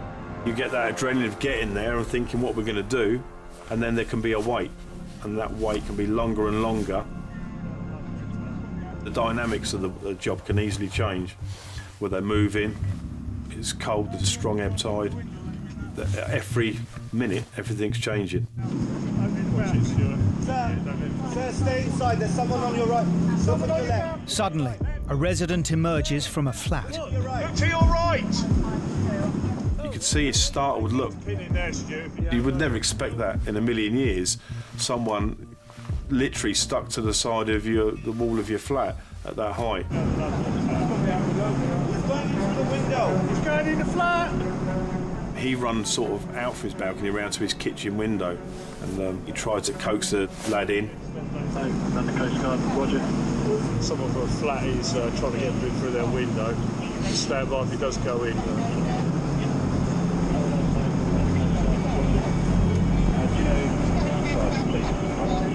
The ledge must have been no more than 3 or 4 inches that he was balancing on. Phil, if he goes with that side recovery.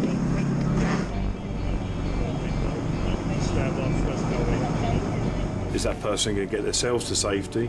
Are they going to fall? Or is it going to happen now in front of us?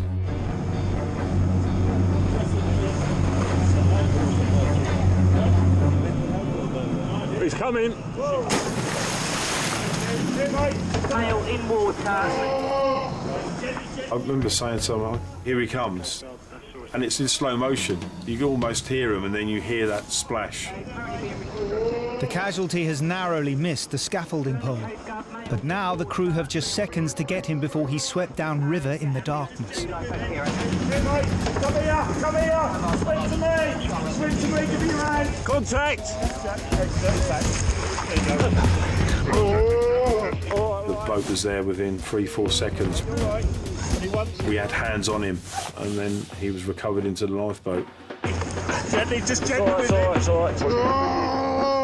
Normally, we would have taken some greater care, let's say, at recovering them, but we didn't have the time for that. Purely where his location was, seconds later, we would have been swept underneath the overhang of the beer garden.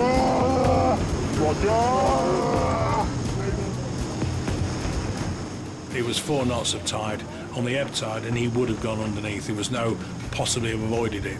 So we had to choose basically get him in or let him drown. Check over and feel for any injuries. Okay. You wiggle your hand. It's all right, it's all right, it's all right. The other arm. You're all right, Don't move your head. Can you feel your feet? Toes? Yeah. We'll take you to the lifeboat station and we'll sort you out from there, okay? All right?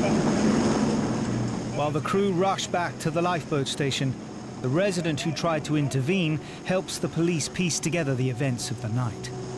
We were aware of flashing blue lights everywhere. Went out in the balcony and got a real shock to see a young guy hanging onto the side of our building just by our window looking absolutely petrified.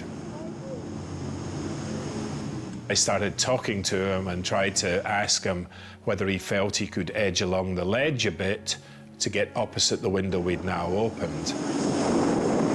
The next minute I knew he just went straight off backwards off the ledge and literally fell straight down.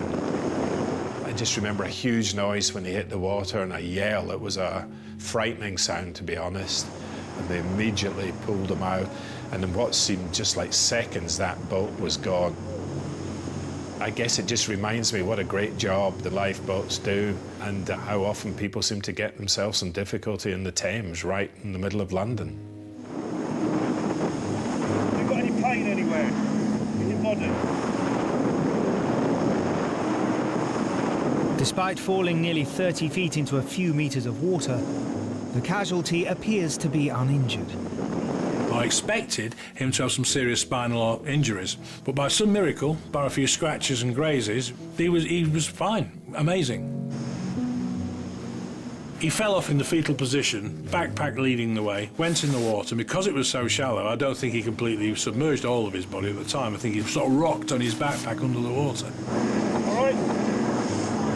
How much you had to drink tonight? You had quite a few of you.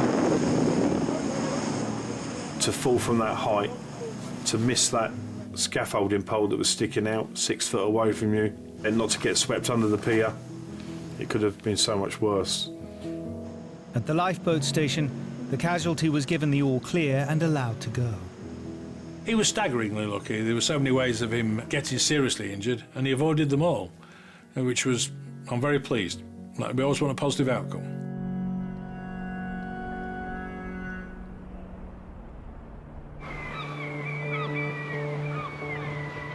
Salcombe Lifeboat Station's position over 2 miles up the Kingsbridge estuary shelters it from the worst of the Atlantic storms. But every time the crew is called out, they face a hidden danger, a large sandbank lying in the mouth of the estuary. The Salcombe bar is very treacherous. I mean, crossing the bar can be one of the most hazardous things of our job. It takes a very skilled coxswain to get that boat in over there on a rough day. The destructive power of the bar was brought home just before dawn on the morning of the 27th of October 1916, when the local crew launched to a wrecked schooner 4 miles along the coast. This is the old lifeboat station, so they would have come out here, rolled her down and then pulled her out and rowed out to sea. Volunteer James Cooper's great-grandfather was one of the 15 lifeboatmen who headed out in a Force 9 Gale that day. But in those days, it was just open boat, sat down inside and rowing. It had no protection from the elements at all. Rain coming down on you, sea over the top. Yeah, pretty grim. When the lifeboat reached the schooner, they discovered her sailors had already made it safely to shore. Returning home after 3 hours at sea in terrible conditions, and just a few hundred meters from the safety of the estuary, the lifeboat capsized in the huge surf breaking on the bar. Only 2 of the 15 lifeboatmen survived. My great-grandfather was washed up on the rocks there, and they had to pull him back up, and then they carried him along the shore and back over to Rickham Farm. The boat was completely smashed to pieces, so there's bits of the boat which was recovered by other boats, and then the crew were scattered all over the place, and they weren't all found straight away.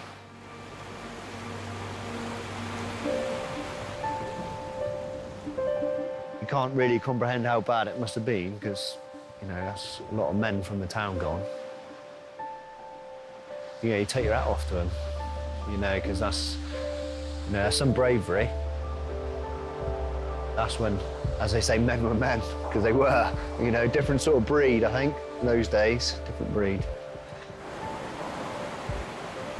A clear March day. The Salcombe lifeboat is called to one of the most urgent emergencies at sea.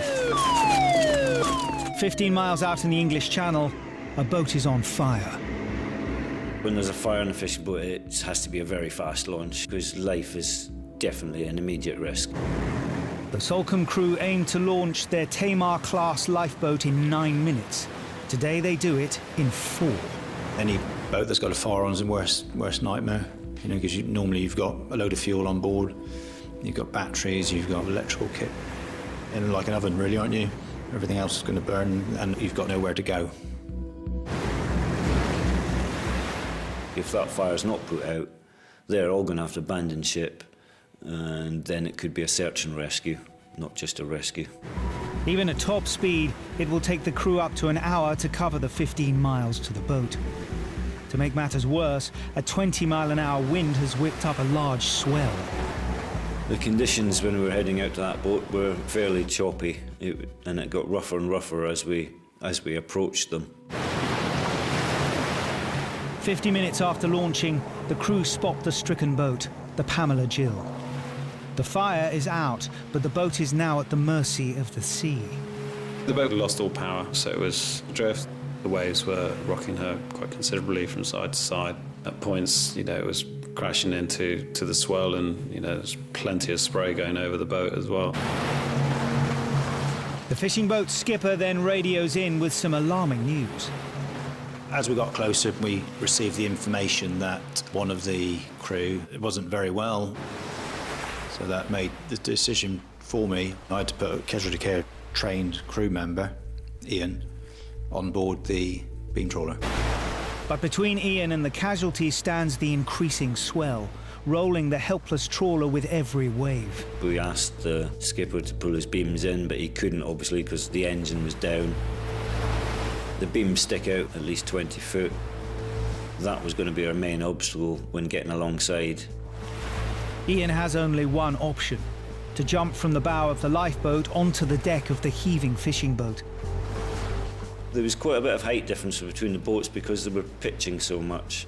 One boat was rolling up while the other one was going down. It was quite an awkward crossing. One slip, you could be down between both boats crashing together. As soon as the skipper thought it was time to go, he would say, right, go now, and jump.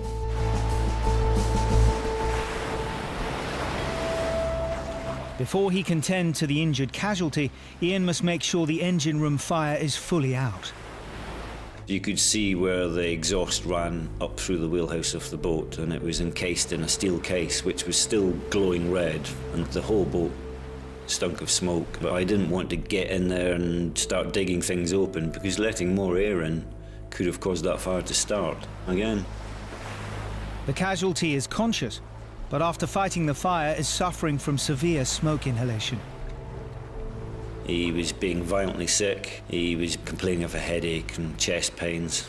We had to make sure he didn't have burns in his throat as well, because he had been very close to the fire. They need to evacuate the casualty as fast as possible. But in these conditions, the crew can't get him on board the lifeboat. The only way to get him the 50 miles to hospital now is by helicopter. What we had to do in the meantime was just get the fishing boat under tow, so get a tow line across, secure the tow line, and pull the fishing boat at the right speed and in the right direction for the helicopter to get the safest approach for the winchman. The crew must tow the 260-ton dead weight of the trawler at a constant speed to give the winchman any chance of landing on it. The helicopter arrived, took a couple of turns. I think they were sussing out what was going on.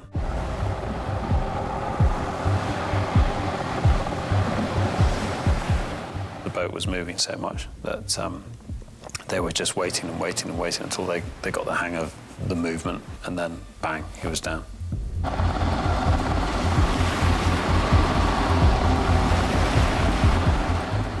Within 90 seconds, the injured fisherman is being winched back up, ready for the flight to hospital.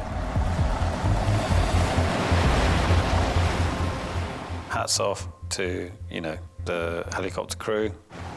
It was pretty impressive, particularly with all that rigging still out, and the conditions. Now the casualty is finally en route to hospital in Plymouth. The Salcombe lifeboat starts the long tow of the Pamela Jill back to shore. There is relief when that happens, when they're in the helicopter and they're on the way to hospital. We turned around and towed the fishing vessel up towards Brixham. 49-year-old first mate Sean was treated for smoke inhalation and released from hospital the next day. Was thick smoke, yeah. So I went outside to get me breath, obviously. And I ripped the rest down, extinguished the fire. They could have easily got out of hand with wooden steps, wood cupboards. It would have spread, yeah, definitely, without a shadow of a doubt, my friend. Yeah, we was very, very lucky. Very lucky indeed. If he hadn't gone into that fire and ripped all the cowling off and made a hole in that exhaust tunnel, that boat would have sunk. It would have burnt into the wood, and I think they would have gone down.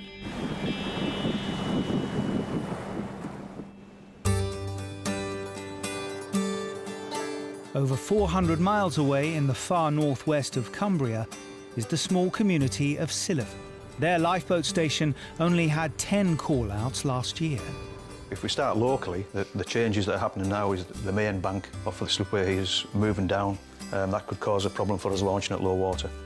Helm Steve is the most experienced crew member here, with 30 years volunteering under his belt.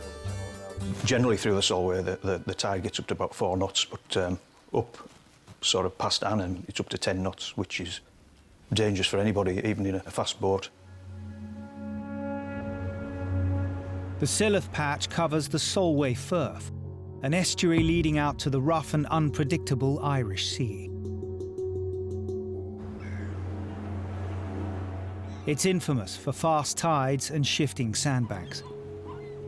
On a day like today, the Solway's beautiful. It's actually set in an area of outstanding natural beauty, and you can see why, but it hides the dangers. It's constantly changing, very dynamic. The sandbanks move, the channels move, the depth of the channels change. It is said that parts of the Solway, the tide comes in quicker than a man can run. The sea can flood in at over 8 miles an hour off Silloth. The power of the water constantly shifting the local sandbanks, leaving large parts of the Solway uncharted. I don't think anybody ever knows the Solway. You can catch anybody out. Anybody who thinks they know the Solway, they can be caught out.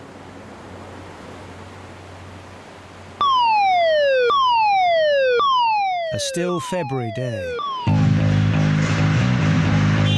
An emergency call comes in to Silloth Lifeboat Station. Within 6 minutes of being paged, the crew have their B-class inshore lifeboat on the water. The only information that we had was that there was a lady trapped in her vehicle. She was about 6 miles down the coast, and we didn't know how far out she was. A car, driven onto a local beach, has been swamped by the fast-rising tide, trapping the driver. At that point, we find out she's a non-swimmer. The sense of urgency goes through the roof. Every job we get is time critical to a degree, but for a non-swimmer who ends up in the Solway with the tides there is, then seconds count. To make matters worse, today is a spring tide, when water floods into the estuary at its fastest and hits its highest level, rising over 30 feet at a rate of 6 feet an hour. The force of the water is going to be pushing the car, so the car is likely to be moving. Is she in the water? Is she still attached to the vehicle in some way? And you are hoping and praying you're going to be there in time. Since the call came in, the waters in the Solway have already risen over 1.5 feet. Even at a top speed of 35 knots, the crew are struggling to beat the tide. You just want to be there. You want time to fast forward and you to be there and you to spot this person and get them in the boat, but you can only go as fast as the boat will go. And now they face another delay. Between them and the casualty lies one of the Solway's most treacherous stretches. You don't want to be inside the shore side of Beckfoot Buoy. It's full of large and small rocks. Some of them are big van-sized. The crew must navigate through the huge rocks just under the surface as fast as they dare. Hitting these rocks or the boulders risks damage to our boat or the engines, and then we're no good to anybody. We need to go slowly, which you don't want to do. You want to be there.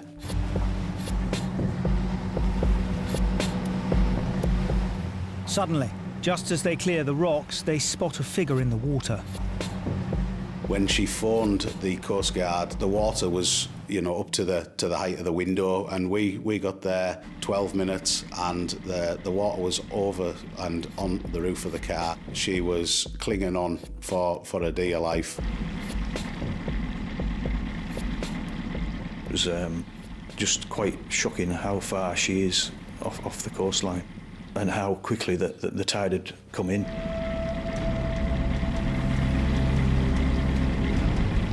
When we got closer to the casualty, I actually recognised who the casualty was.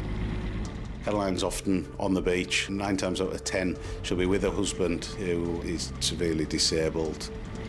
The priority now is to find out if the casualty's husband is trapped in the submerged car. I looked at Steve and said, "Shall I go in?" And he just gave me the nod, and I just went straight in. I got hold of the inside lip of the bonnet. The windows were open, so I'm giving the car a good sweep. I've got my arm right in as far as I could possibly go. I can feel the headrest of the front seat, the passenger seat.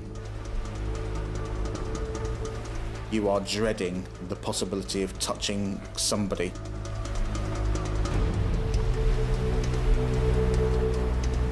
Was very, very, very pleased there wasn't anybody, and that was a big relief. Having confirmed there's no one inside the vehicle, Andy swims the casualty back to the boat. As she's brought aboard, her car is completely engulfed by the tide. If we'd got any later than we did, we would then be looking for a non-swimmer in the water.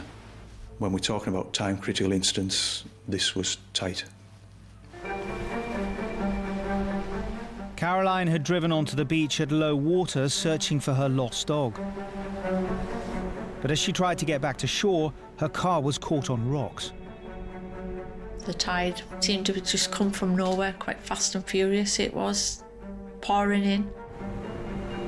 I managed to dial 999 and they put me through to the Coast Guard, and she said to me, "Can you get out of the car?" I said, "Yeah, of course I can get out of the car."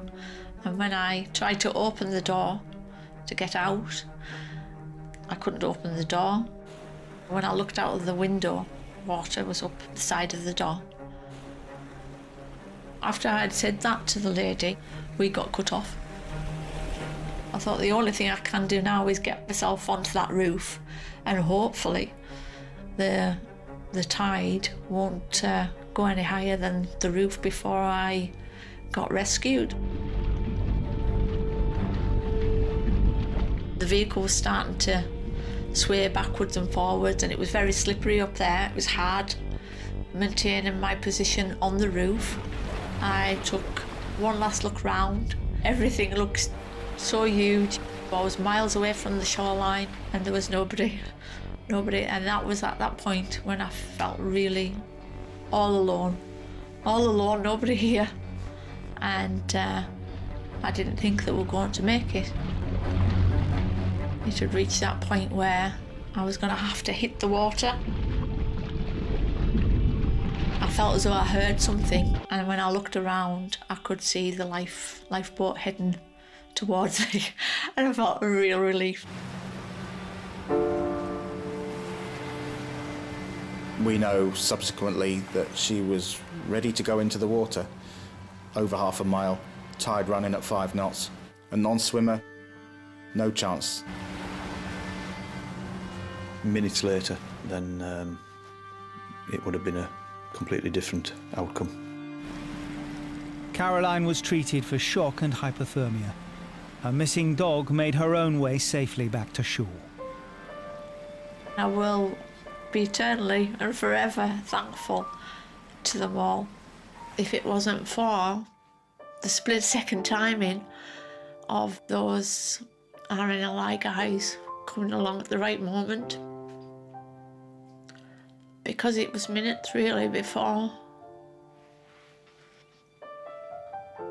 things could have turned out to be a lot worse.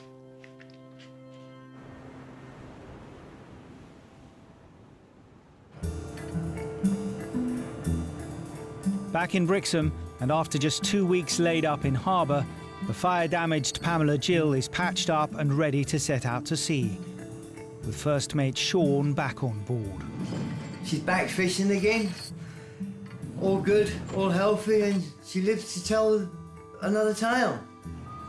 Stuff happens at sea, you just get on with it, you don't think about what's happened, you just think about where them blooming scallops are. I'll find you. And 3 months after Joe pulled his dad unconscious from the water, the family are back on Anglesey. Joe, it's good enough far, isn't it? But when we came here... I know the tide was right in here. The tide was like there. I know it was. Doesn't seem very far away, and yet, when you're stuck on it, and you're a bit cold, it might as well be the moon, wouldn't it? You can't get back without help.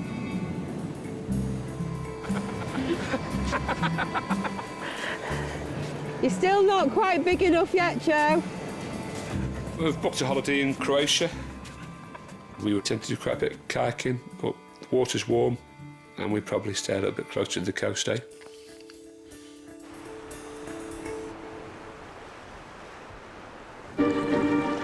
Are we going to get into this vehicle somehow and find there's somebody stuck in there? Any slight movement runs the risk of doing further damage. Everybody was watching this woman kind of drowning in glorious technicolor.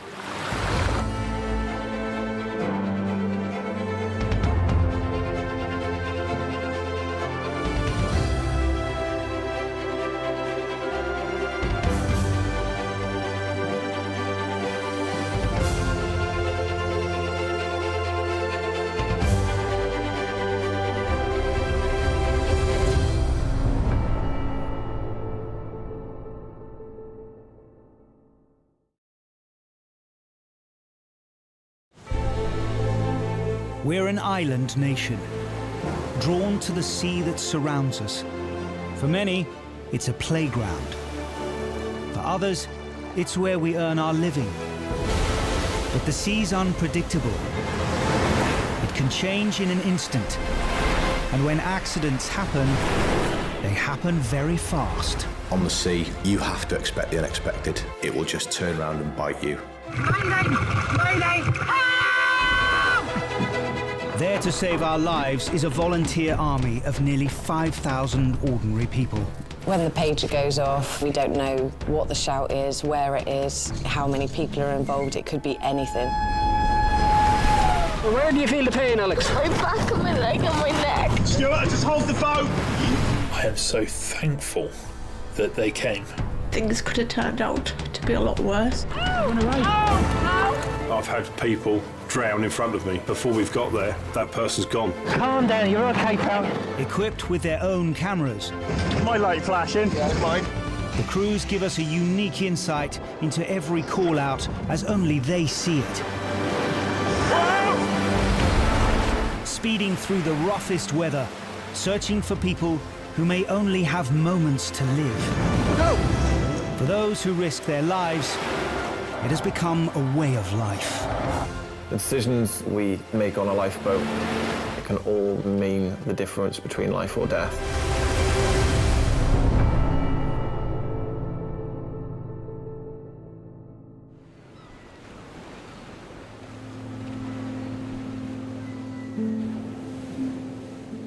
The This is BBC Radio 4, where it's time for the shipping forecast issued by the Met Office on behalf of the Maritime and Coast Guard Agency at 1725 on Sunday the 15th. October. In Rosslare on the southeast coast of Ireland, all is calm. But out in the Atlantic, a storm is brewing. The general synopsis at 1800. Hurricane Ophelia, southwest Fitzroy, expected Malin 973 by 1. Hurricane Ophelia has already battered the coast of America. Now it's heading east. Next stop, Ireland. There are flood warnings along the west coast of the UK and Ireland. The Irish leader urges people to stay indoors. This is a national red alert. It applies to all cities, all counties and all areas. There's an old saying among sailors that a storm long forecast lasts long, and this storm was well forecast. Even at this point, you can really feel the sheer power of Ophelia, but it gives you a sense why the authorities have been so concerned about these winds. They are going to cause a lot of damage and indeed destruction. With Ophelia due to hit at any moment, Ireland is battening down the hatches. The whole country was preparing itself for it. Ships had cancelled, trains cancelled, buses cancelled. All the businesses in Ireland closed that day.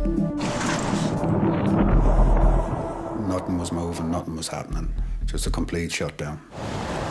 The wind that morning was something scary about the wind that morning. It just blew so hard and so noisy. A shout on that day was very unlikely. It was the last thing on my mind. I was at home that morning, just getting a cup of tea, and the page went off, and my wife was at the table with me, and she said, "Oh, geez, the page has gone off." I said, "It's probably nothing."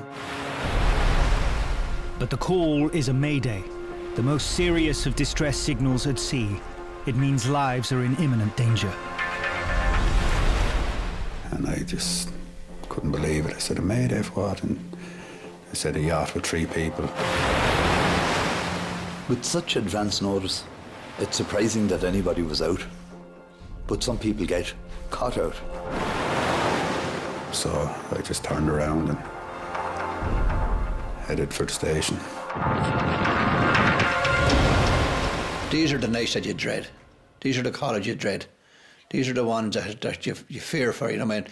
You're putting life in danger, there's no question about it. Everybody's life's in danger in that boat. Despite the horrendous conditions, 17 volunteers rushed to the lifeboat station. Operations manager David has to select 7 of them to crew the boat. Everything going down to the station, everything was blown around the place, and trees were down and lines were down, and I was asking 7 people to get into a lifeboat to go to sea in that. But mayday means they're in immediate danger, and it was only a matter of time for they wasn't going to come back. We had to just get out there and get to them as quick as we could.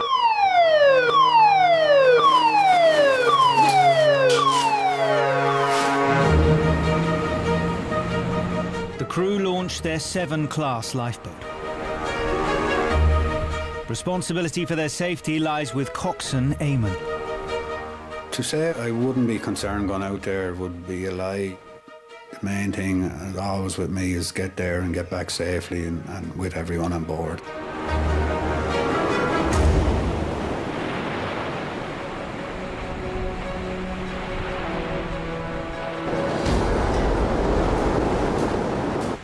The 10-metre yacht is approximately 12 miles up the coast from Rosslare. It's out of control and being blown towards danger. This yacht was in a patch of sea which the further north you went was narrowing, and whether you met the land to the west or whether you met the sandbanks to the east, you were going to be in serious trouble before very long. To make matters worse, conditions are rapidly deteriorating. It was the windiest day I have ever been at sea. And the thing I noticed was the wind speed never dropped. It kept going up. We know this area quite well, but to see it on that day, it was just like somewhere that we'd never been before. It was just violent. Back at base in Rosslare, David is fielding calls from concerned family members of the crew at sea. Pressure all around, to be honest with you, I mean. You're in the watchtower, you made the decision to launch, you have family ringing. How are the lads going? How's the lifeboat going? Are you in contact with the lifeboat? And I was getting text messages from people that morning in the village, saying prayers, like, you know. We had one woman rang and said she sent a rosary in the house, you know. Was nice thought. Absolutely nice thought, but just go to show that people around the whole area were unbelievable that morning.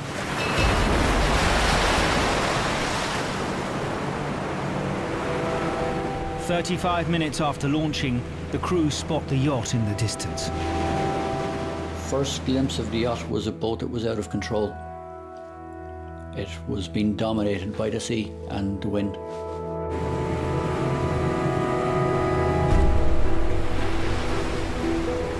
The yacht's engine has cut out, and in the extreme winds, it can't sail out of danger. Unable to make it to the nearest harbour, the three-man crew are at the mercy of Ophelia and the sea. We were hitting 70, 80 knots of wind, 8-9 metre seas, and it was just epic. It was biblical. It was like standing in a wind tunnel, being hit by a pressure washer in the face.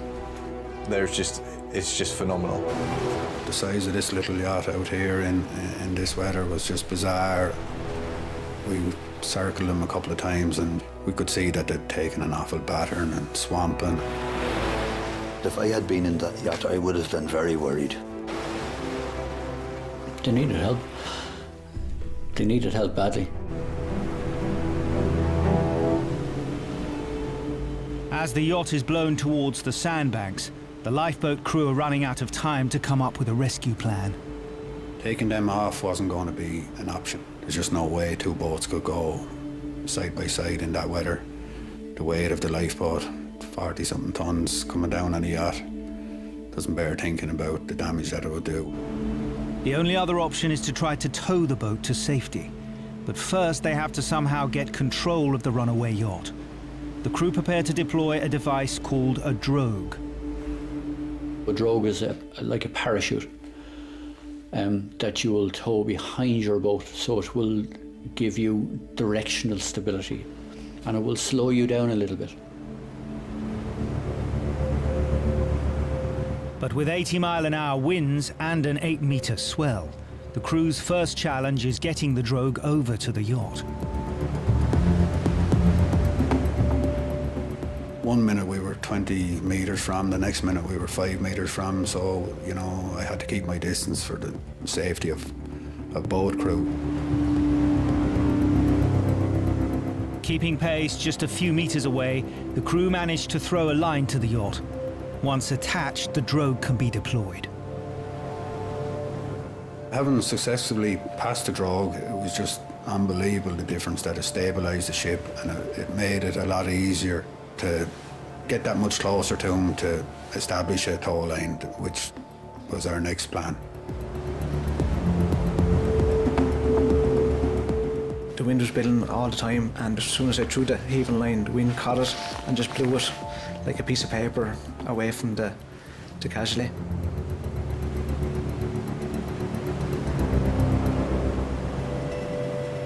We had to haul that back in, and had to reposition the boat. And I think on the second time we got it over to him.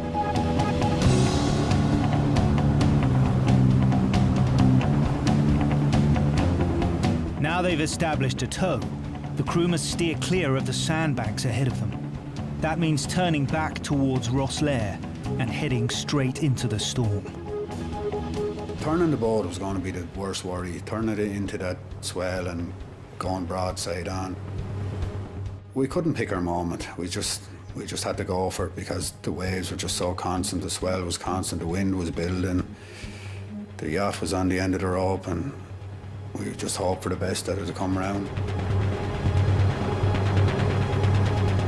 Thank God we just went for it and it came round. But the yacht and its crew aren't out of danger yet. Their safety now relies on the tow holding up against the force of the waves and the increasing strength of the wind. We're depending on a rope attached between two boats, and for the fittings on the boat not to part in those conditions, because the loads, they would have been enormous. We lost sight of it quite a few times, and next thing it just come out through the middle of the wave. Like, it wasn't going out over the wave, it was coming through the middle of the waves that day. The seas were that fierce. The ride back was the most uncomfortable, extreme weather I've ever been in. We were just being hit in the face with walls of water. The boat was creaking and moaning. It was blowing 100 knots on the nose, and it was just the most unpleasant place I've ever been. We just, inch by inch, got closer to Rosslare.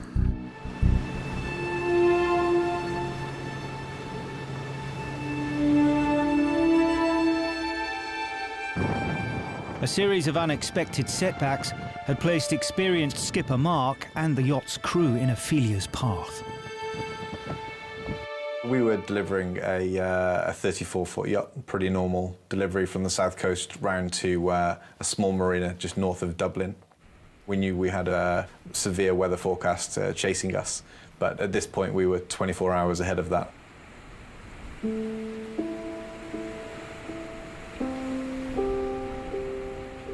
I woke up 5 a.m. in the morning to do my shift, and I noticed the sea had changed. It had become very calm and flat, and it was a bit weird. You could feel something was different. I've never experienced that, so I wasn't quite sure what to expect. I guess it was the calm before the storm. My barometer started screaming anti-cyclone, and that was the point at which I realised that the weather window that we had was no longer available.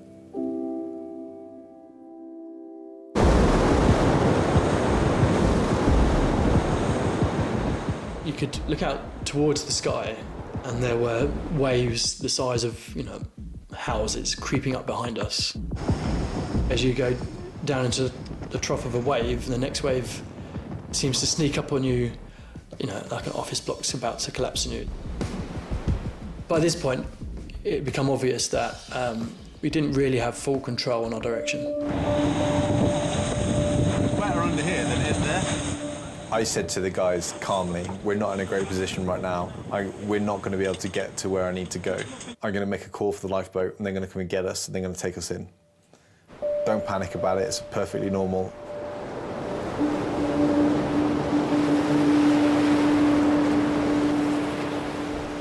The skipper came down.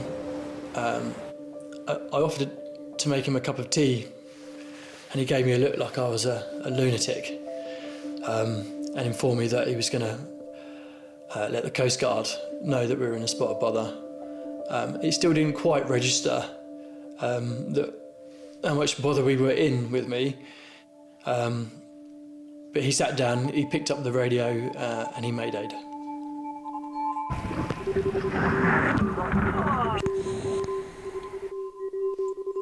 At that point, the seriousness of the situation hit me.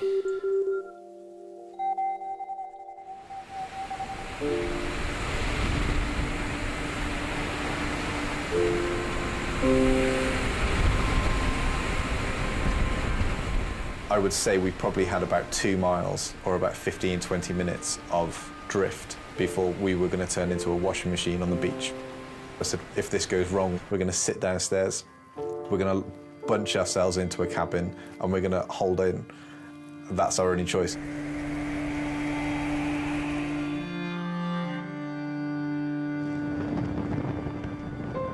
And then the lifeboat turned up after 15, 20 minutes.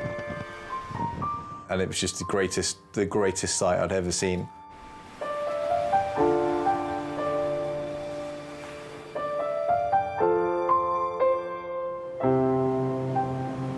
After 3.5 hours of battling through Ireland's biggest storm in 50 years, the two boats finally make it back to Rosslare Harbour.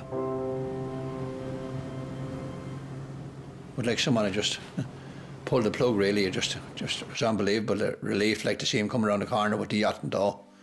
It was absolutely, it's a feeling that I don't think you'll get out no other. This is something I haven't told the crew, but if you look at the timing and the speed we were travelling at and the direction we were being forced in, if the lifeboats hadn't got there, there's no chance we'd have survived that. That is a real 3 lives saved. That's not a question. That's definite.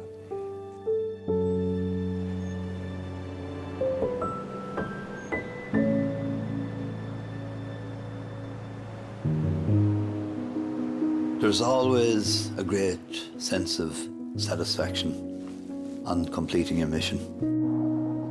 It's what we train for every day of the week, and to be successful on such a day, words cannot describe it.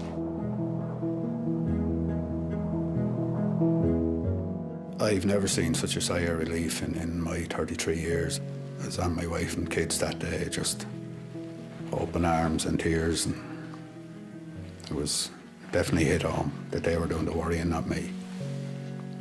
So. Ophelia may have been a once-in-a-lifetime storm, but crews around the coast must always be prepared for whatever the weather throws at them. The sea can be dangerously unpredictable. There is no way you can be prepared for every eventuality at sea. You can be the most experienced person in the world, and the sea can always find something to catch you out. You just never know what it's going to throw at you. It can be flat calm 1 minute and it can change in an instant. All of a sudden you get a bank of fog rolling and you might not be able to see 30 feet in front of you. It's like, what's the wind doing? What's the tide doing? It's just a test over and over again. I've never had wind like this before. The only thing that surprises me is I still get surprised when I go out and I'm faced with what we're faced with. If you drop your guard, it will punish you. So it's a case of weighing up the wind conditions, the sea conditions, and thinking about how we can best save people and keep ourselves safe at the same time.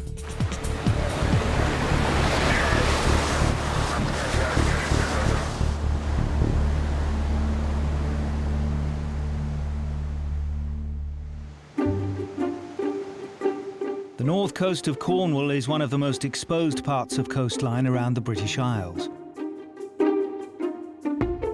The residents of the village of St Agnes are accustomed to the unpredictable weather that rolls in from the Atlantic. Life here revolves around the beach. St Agnes is an absolutely awesome place. It's probably the best place in the world, I would say. It's the best playground ever. You know, you have a look at that out there. It's beautiful.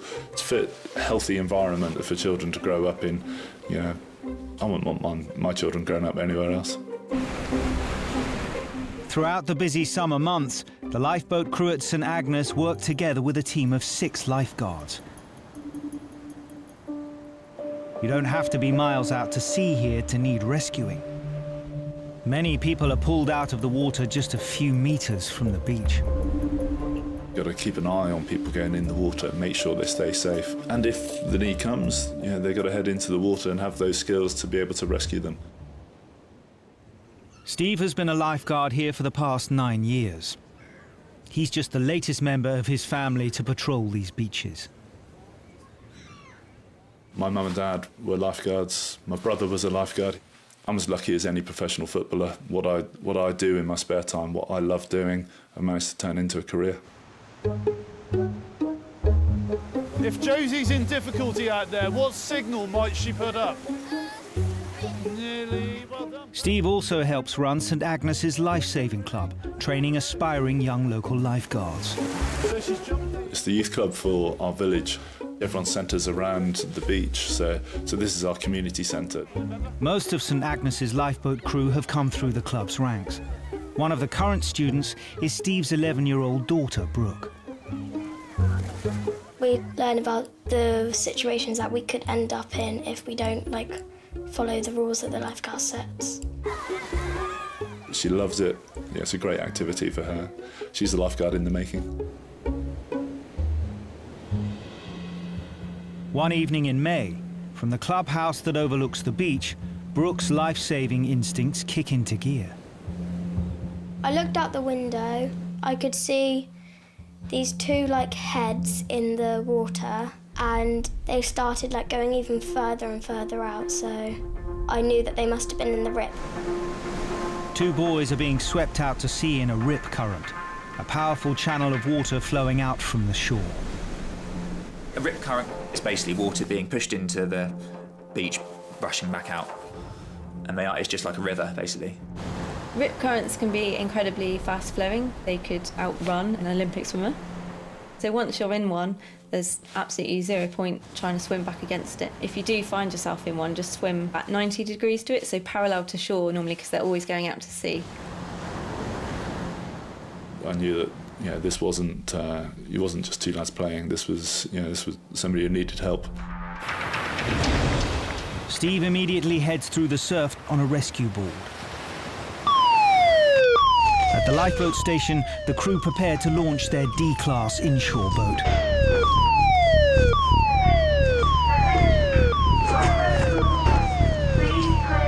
We can see that they're in the water, we can see they're in trouble, so the things that are going through our mind are, they're going to be cold, obviously there's a risk of drowning. But between the crew and the boys stands a major obstacle. Beth, you going outside? It's high tide and waves are breaking directly onto the slipway. It was going to be a hairy launch. The surf at that time when I came down to the beach was a good 5 to 6 foot. Get the launch wrong and it could be the crew who need rescuing. Come on, pull it in. Hold on. We do get knocked over, rolled around. It tends to not be a sandy bottom, it's like pebbles and things, so it can be quite horrible, to be honest. We are punching through waves that can be the size of your house. It's all about timing, getting it right. On this one, go run! 1, 2, 6, go! Come on! Wave off! I've got a whole load of wave up my nose on that wave. Watching from where I was at the back of the surf, they hit that first wave hard and the boat came up almost vertical over the back of that wave. With the lifeboat safely through the surf, it's just a few seconds before they reach the boys. 2924, Farmers Coast,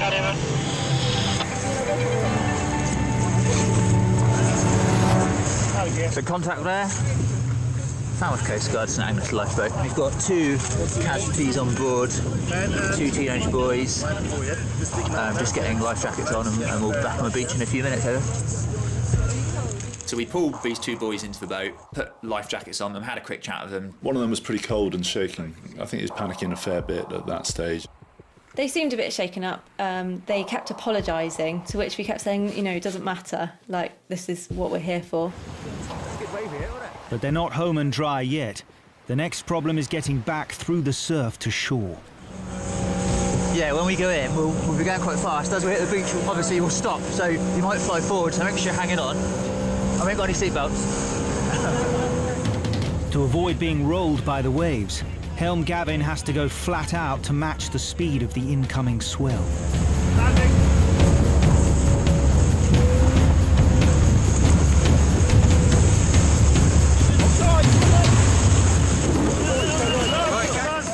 20 minutes after they were spotted, the boys and the lifeboat are brought back to shore and safety.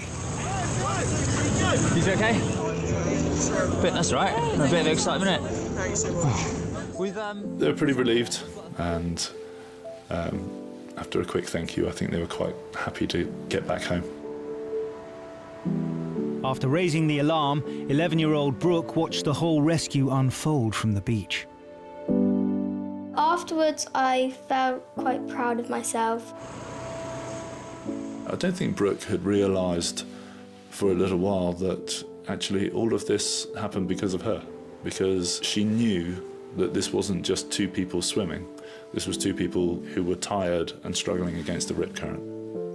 She definitely has the hallmarks of a future lifesaver. To be able to spot when someone's in trouble, aged 11, I think she is absolutely fantastic. Her observation skills, her awareness helped in saving these 2 lads. She's brilliant.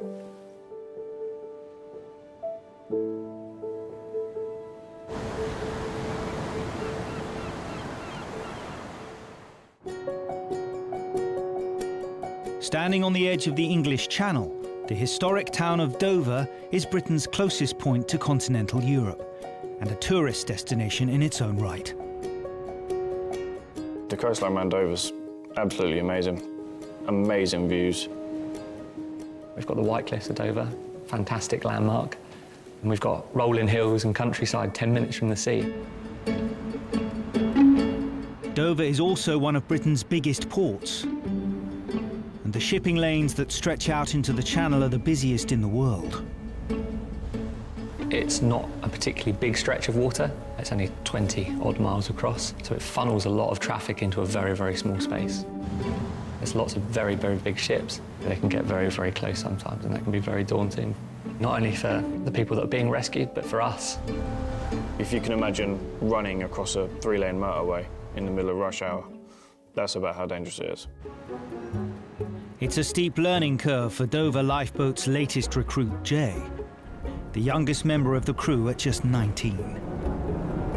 Everything you do is kind of like I want to prove to myself that I can do this. All the crew know that everyone they take to sea is competent in what they do, that everything you've learned, training you've done, will sort of pay off when you need to use it.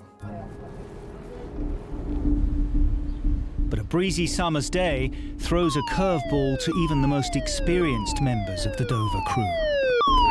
The pagers went off in the early afternoon to tell me that a barge at sea was having engine difficulty coming across the shipping lanes. 7 miles off the Dover coast, a 40-foot flat-bottomed houseboat has run into trouble. You wouldn't want to be stuck out in the middle of the channel on a boat like that. You wouldn't want to be stuck out in the middle of the channel on a boat full stop. Being hit by a big ship is obviously not going to go well for you. 10 minutes after the call, the crew launched their 7-class lifeboat into the rapidly deteriorating conditions. The problem was the weather had turned very, very quickly. Force 5, force 6, enough to make life tricky for a small barge in the middle of the English Channel. Negotiating their way through the busy channel, the crew spot the barge in the distance. Port side, yeah? Port side. It was quite choppy seas when we arrived on the scene. The barge was bobbing up and down like a yo-yo in a little bathtub. The wind was picking up, the tide was picking up, and it was just struggling to actually move forward in the water. Floundering in the busy shipping lanes and with waves threatening to swamp her, the crew must come up with a plan fast to save the houseboat and the 4 people on board. I asked whether you were okay to receive a tow line, and they said that they were unsure about how to secure it. They were quite scared about going up front, bearing in mind that the barge was dipping in and out of the waves. So we decided it was best to put one of our crewmen over. The coxswain said, right, who wants to jump over? And Jay, being one of the new crew members of the lifeboat, he probably wanted to prove himself. Well, it seemed like a good idea at the time to volunteer. Crossing from one moving boat to another in these conditions is something that all lifeboat crew train for. But this is Jay's first attempt in a genuine rescue. What you're looking for is to pick a spot, safely try and step across, okay? Don't go until James is happy. When James is happy, then you pick your time to go. Right. Don't feel rushed. If we have to come away and have another go in, we'll do it. Yeah. Okay? Transferring people between craft in any weather is one of the most dangerous operations we do. Get ready. You know, if the boat rocks over, if your legs, or leg or arm, anything's in the way, you know, you'll lose it quite quickly. As you go over, Jay, the only place to hold on is with your right hand. That is pretty much my plan. One slip, you end up in the water, you're then between 2 boats, and you're just going to be crushed between the 2 of them. There's a lot of things that can go wrong, and they go wrong very quickly when they do go.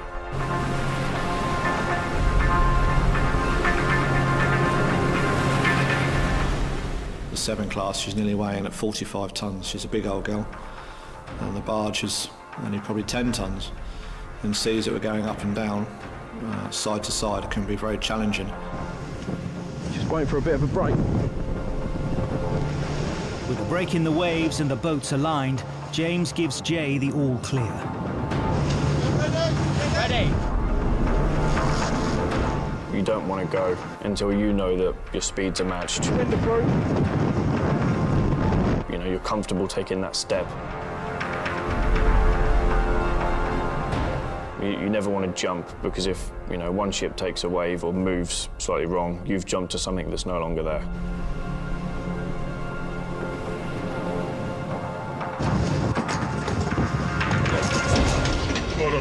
Oh, thank you so much. You're welcome. It was a great relief to see Jay over on the other boat, safe and well. What's the best way out to the front of your ship? Steps on here this side, and then over the top and over the front rail. Okay. Jay can't afford to rest on his laurels. In the middle of the channel, every second counts. A constant stream of big tankers, cargo ships, can't just stop on a sixpence. Most ships take about 2 miles to actually stop fully, and that may not always be possible. So that's probably most captains' fear. Jay must secure a tow line so the lifeboat can pull the barge back to the safety of Dover.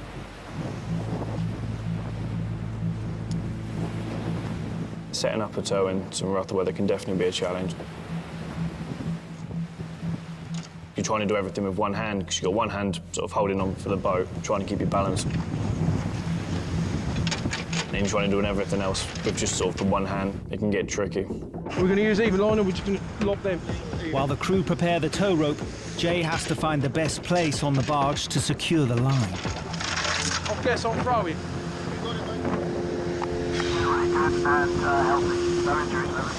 You'll have to just shout, let me know when James gives me when.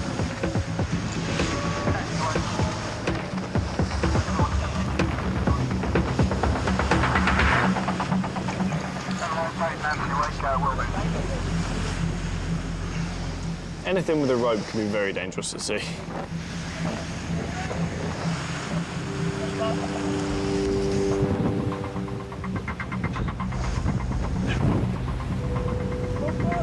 There's a huge amount of tension on that boat swinging around off the end of the tow rope. It poses great risk. While towing line parting, it will ricochet back at the boat with incredible force. If you're stood anywhere near that, if it did part, it would, you know, take your leg off. 5 minutes after getting onto the boat, Jay manages to secure the tow. Okay, fast! You happy to make off, James? The houseboat and its crew can now resume their journey back to Dover in a more sedate fashion. Hello, mate. Mate, thank you so much. Oh, you're welcome. Yeah, thank you so much. Yeah, you're welcome. Cheers, man. Thank you. We're still floating. Channel's a funny place. Because you hear about people swimming across it, don't you? So you think, well, it can't be that difficult if you swim across it. But then when you get to the point on your little riverboat where you can't see dry land anymore, it's quite a moment. Johnny's plan was to bring his houseboat, a vintage Dutch river barge, back to England from Calais. With an experienced skipper at the helm, Johnny had brought a couple of friends along for the ride. The weather conditions when we set off were absolutely picturesque. At least 20 degrees. We were putting on sunblock.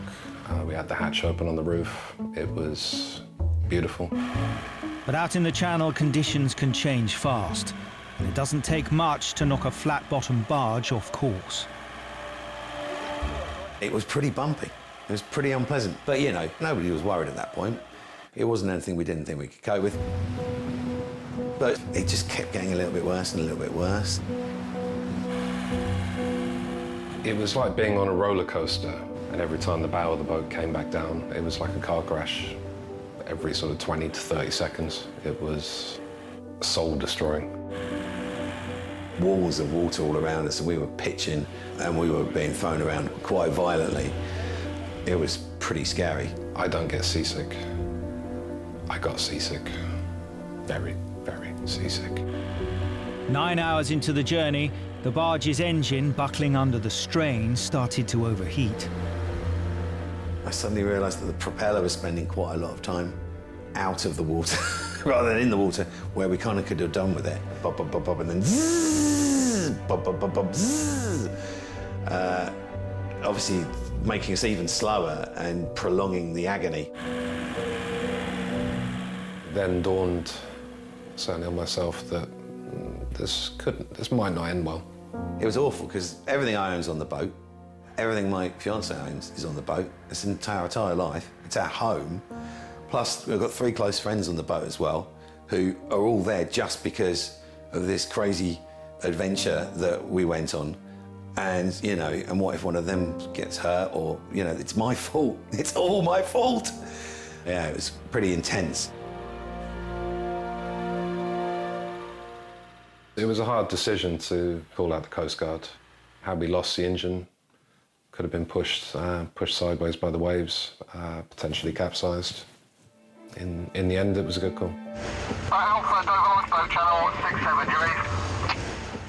And then 12 minutes later, this glorious orange lifeboat appeared. 12 minutes, it was all it took. I gotta tell you, I have never been so pleased to see anyone in my entire life. To finally see that orange blip on the horizon, it was beautiful. They came alongside, and this lad just stepped across like he was just walking in my front door. Like I just invited him in to tell me about his encyclopedias he's selling. He was so relaxed and calm. It calmed us down a bit.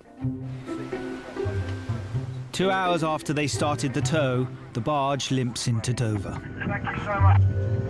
There was a thought amongst our crew that perhaps we had landed ourselves with rather a large bill. Might be a silly question, and we're very grateful to be alive. What's the score with like charges and things? Which would have been fair enough, and I would have paid it gratefully had that been the case. And that just made me laugh because obviously, being the owner, like, we don't charge for anything. We're a charity, we don't charge. Oh, wow. Thank you very much. Yeah, absolutely. And the look on their faces when I told them that was brilliant. Rescue for free. I mean, that's incredible, isn't it?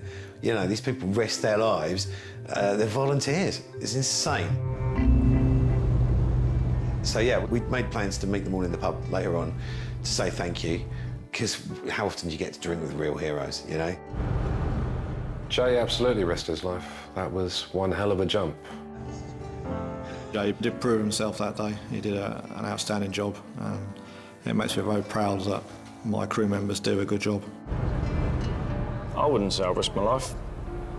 There might be some people that would think I did there, but I sort of see it as part and parcel of that job.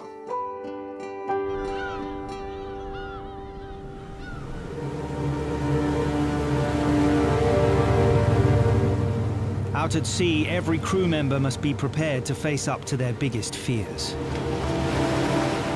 The sea has scared me on many occasions. You get anybody who goes out and say, oh yeah, I'm not scared of the sea, they're lying. It can be a very, very scary place. You don't always get a sense of how powerful it is from the shore, but once you're actually out in it, you think, actually, we're just a tiny little speck here and extremely vulnerable. I've had a wave break completely on the front of the boat. We've been underwater and going backwards. So, yeah, it has scared me. It's good to be scared, like, you have to be scared. Like, having a bit of fear, you know, it gives you that respect and not to do silly things when you're out there. I think the scariest thing is breaking down and having your fellow crew come out and save you. I think that's what we're all worried about.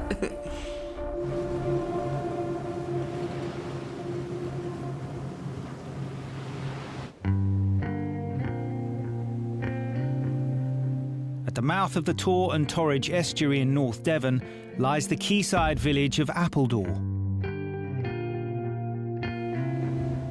Despite its postcard pretty charm, this part of the coast holds a host of dangers for any unsuspecting visitors. We've got very jagged coastal line with cliffs everywhere, very prone to people getting cut off. The tidal flow, it's so unpredictable. We've had many a time when we've gone out and it's come in a lot quicker than what even we've thought. Got some sinking sand in different places as well. Obviously, it looks very, very benign, but yeah, it can catch you out quite quickly. If you don't know your local area, then it really can be quite dangerous out there.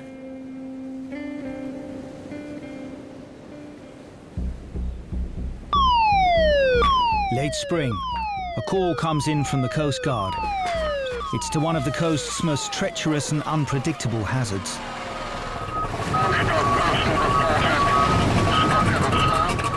First information was there was a person stuck in quicksand. Quicksand can be, yeah, deadly. But the quicksand isn't the only danger. The tide was out but coming in, so it's very serious, and the problem is that the more water that comes up, the more difficult it is to get him out because the sound is obviously heavier. The estuary here has fast-changing tides which rise very quickly. A range of nearly 8 meters at its maximum makes it one of the highest tides in Europe.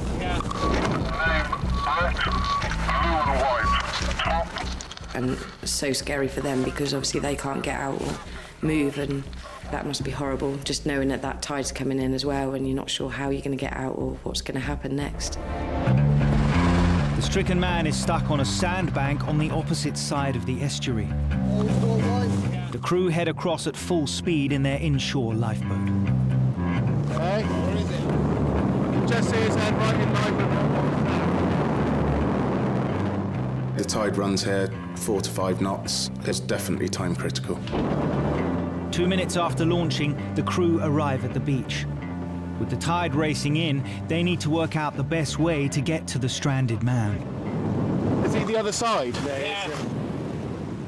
Can we get out here and get over the top, can we? We should be able to. Sam and Simon abandon the boat to try and reach the man on foot. Right, Sam. But with the uncertain conditions underfoot, every step must be carefully weighed up. If you feel it getting a bit soft, do you want me to carry this shovel? You can't rush on a job like this. Once you get to where they are and you know that the sand's soft, you need to be really careful because otherwise you could end up being stuck yourself. Just watch the long lines, Sam. Quicksand is formed when water saturates an area of loose sand and the sand is agitated. Another one there, Sam. When the water trapped in the sand can't escape, it creates a liquefied soil that can no longer support a person's weight. You can't see quicksand as such. I always tend to go on anything with shells or, stones because you know that it's a bit safer. As the stranded man comes into view, it becomes clear just how quickly the tide is coming in. The tide was really racing. By the time we'd crossed in ankle-deep water and looked around, it was knee-deep. Less than 6 minutes after launching, Sam and Simon reach the man. How you doing? It's nice and solid through here, Sam. You all right, bud? When we got there, he said he was stuck. Problem is, once the sand builds up and the pressure's around it, it's so much weight, to even try and get your foot out of.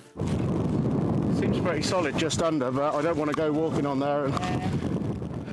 He was very quiet. Yeah, shocked, I would have thought. But I'm not sure whether he had watched something that he must stay still. Moving makes it worse, which it does. Won't be a minute. We're going to get you out. It's fine. The more you panic, I think, the worse it can get, because if you start moving around quite quickly, you can sink further. Too risky to approach the man through the quicksand themselves, the crew come up with a simple plan to get him out using the shovel. Do you want to try having a go at digging your foot out? You don't catch your foot, though. Yeah. Dig nice big bits around the outside. That's it. And work your way in. That's it. Give it a nice... No, try and get a bit closer. We don't want to become stuck, so it's a lot easier for him to get digging. That's it, keep it coming. That's it, bud. All right. If you lean on that, get this back.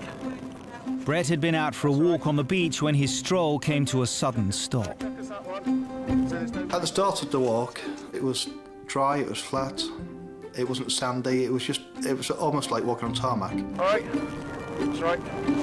You come on this nice hard stuff, bud. I thought I could see a route to Appledore, and it was a hot day and it looked so flat and as if you could walk across. I got stuck. This is nice and firm for you, bud. All right, you're all right now. I tried to pull my foot out and I realised that it wasn't going to happen. It felt like almost someone just grabbing hold of you and then grabbing tighter. Gets a bit worrying when it's like that, doesn't it? Can do, yeah. I've read or heard that the more you struggle, the worse it can turn out. I just thought, well, the best thing to do is phone 999. See how quickly that's come in now. What's that? He did do the right thing and call it in, you know. Within an hour, he'd have been totally submerged underwater.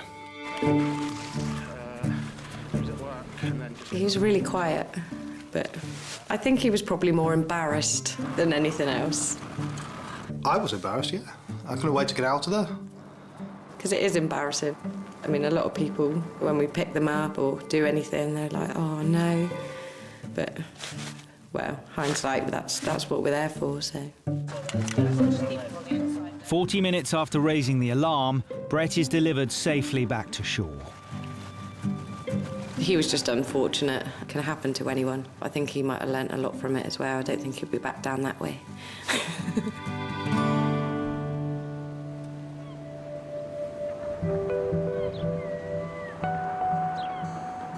3 months after Storm Ophelia battered Ireland, life in Rosslare is back to normal. But the extreme tides and unpredictable weather around this part of the Irish coast mean that the town's 24-strong lifeboat crew have to be on their toes 365 days a year. New Year's Day, we were just tidying up after the night before, and then surprisingly the pager went around lunchtime. I just didn't expect it. It's New Year's Day, just don't expect a shout. Everyone was a bit surprised, but then again, just, right, job needs to be done, let's get on and do it here. Again, you drop everything, you switch into lifeboat mode and off you go to do what you've got to do. A man is in difficulty in the water off Curracloe Beach, 10 miles north of Rosslare. The first information we received on arriving at the boathouse is there's a surfer surfing with his partner and he was being blown out to sea and they were kind of losing sight of him. We had an initial position and certainly when someone is in the water you don't have time to wait around. The station's 7-class lifeboat is launched within 7 minutes. People in the water don't have time. The faster you get to them, the more chance you have of bringing them home. In January, with a sea temperature of around 10 degrees, anyone in the water for any length of time without the right gear is in grave danger. Hypothermia can take its toll very quickly when you're dealing with the water because the water will sap away the body's heat very fast. The casualty has been caught up in a rip current, made worse by a strong offshore breeze. It's threatening to drag him right out into the busy shipping lanes of the Irish Sea. It was a westerly wind and probably force 5 or 6, and it was just sending him out further and further to sea at the time. So we had to move quickly. But finding a lone surfer in the open sea is a huge challenge. At times, trying to find a boat is hard enough, or a life raft. But when you just have someone in a dark wetsuit, it's always going to be difficult to spot. The surfer's partner, Caroline, who raised the alarm, is still on the beach. I felt completely helpless because we were just watching somebody that you care about float further away from me. And I was definitely starting to panic at that stage where I was struggling to keep an eye and see where he actually was. The Coast Guard helicopter has been scrambled to assist the search. I was looking at him then going, I hope he understands that I'm taking action and I'm making calls to figure this out, because you could see very clearly that he was physically paddling but not moving. The worst case scenario is finding them too late. That's in the back of our mind, so you can imagine what's in the back of his, you know, so. 20 minutes after setting off, the crew hear over the radio that the helicopter has spotted something in the water.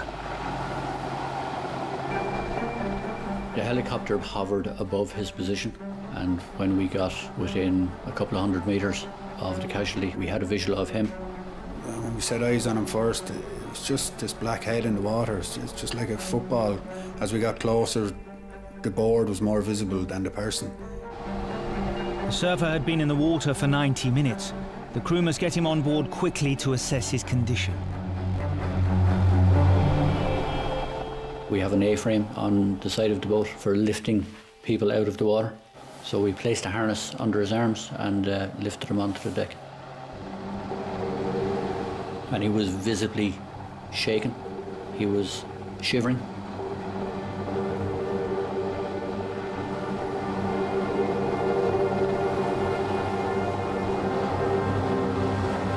Definitely hypothermia was taking a hold of him. So we got his wetsuit off, we dried him off, and then we had the heating on in the wheelhouse as well, and we had a couple of blankets, so we were able to warm him back up a little bit and get a smile back on his face.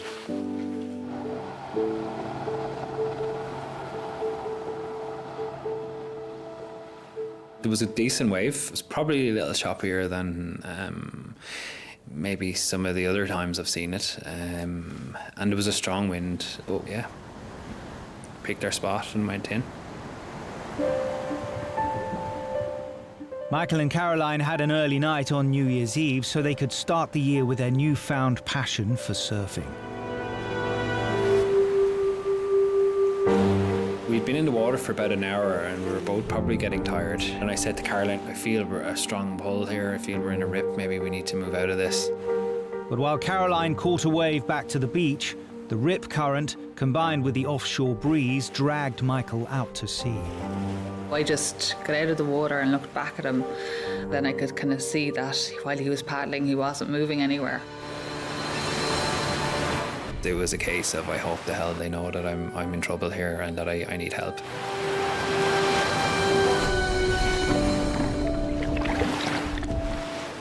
The cold starts in your toes and your fingers. You're trying to paddle a little bit so that you know that you're keeping your fingers moving, but then they're starting to get, bitterly cold, and that was becoming frightening.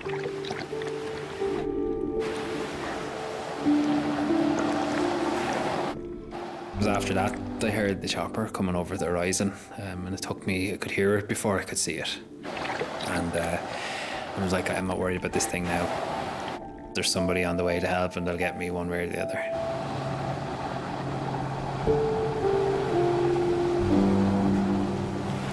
"20 minutes after being plucked out of the water, Michael is delivered safely back to shore. Complete relief, that, wow, things could have very easily gone quite differently. And it's good to see his face. My mum walked into the station and I was drinking a cup of tea and she was like, all the RNLI guys were standing there and everybody was making sure I was okay. And my mum was like, I told you to take up golf. So that was her response.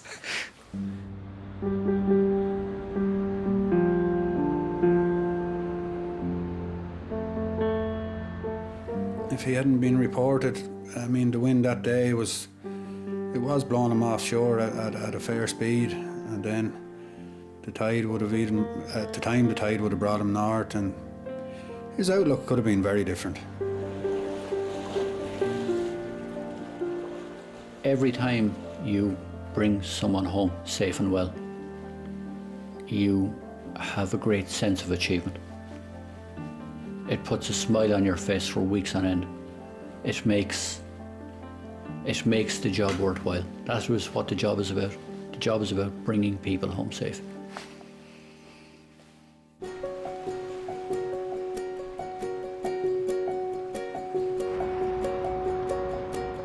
On a London canal, Johnny and Chaz are having their first reunion on the old houseboat. Permission to come aboard, sir? Of course.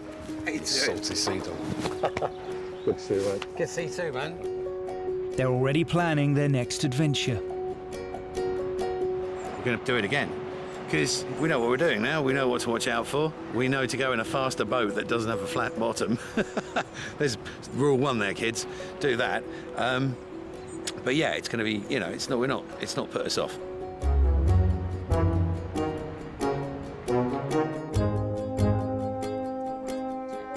A few weeks after his lucky escape from Storm Ophelia, Tim is back home with his wife, Amelia. My brother fixed the boat. It was just mechanical. We got it to its final destination eventually, with the aid of the same skipper. The couple have since discovered they're expecting their first baby. We have a little girl on the way, and once again, I feel the calm before the storm at the moment. It won't be called Ophelia. Gonna lie low? Is this person under the water? Have they drowned? Okay, well done, you're in the boat. Nobody strapped to a spinal board is going to want to see people panicking. Try and keep your eyes open, try and keep awake, okay? All I can remember is both of us just screaming help, and then it went silent and I didn't know where she was.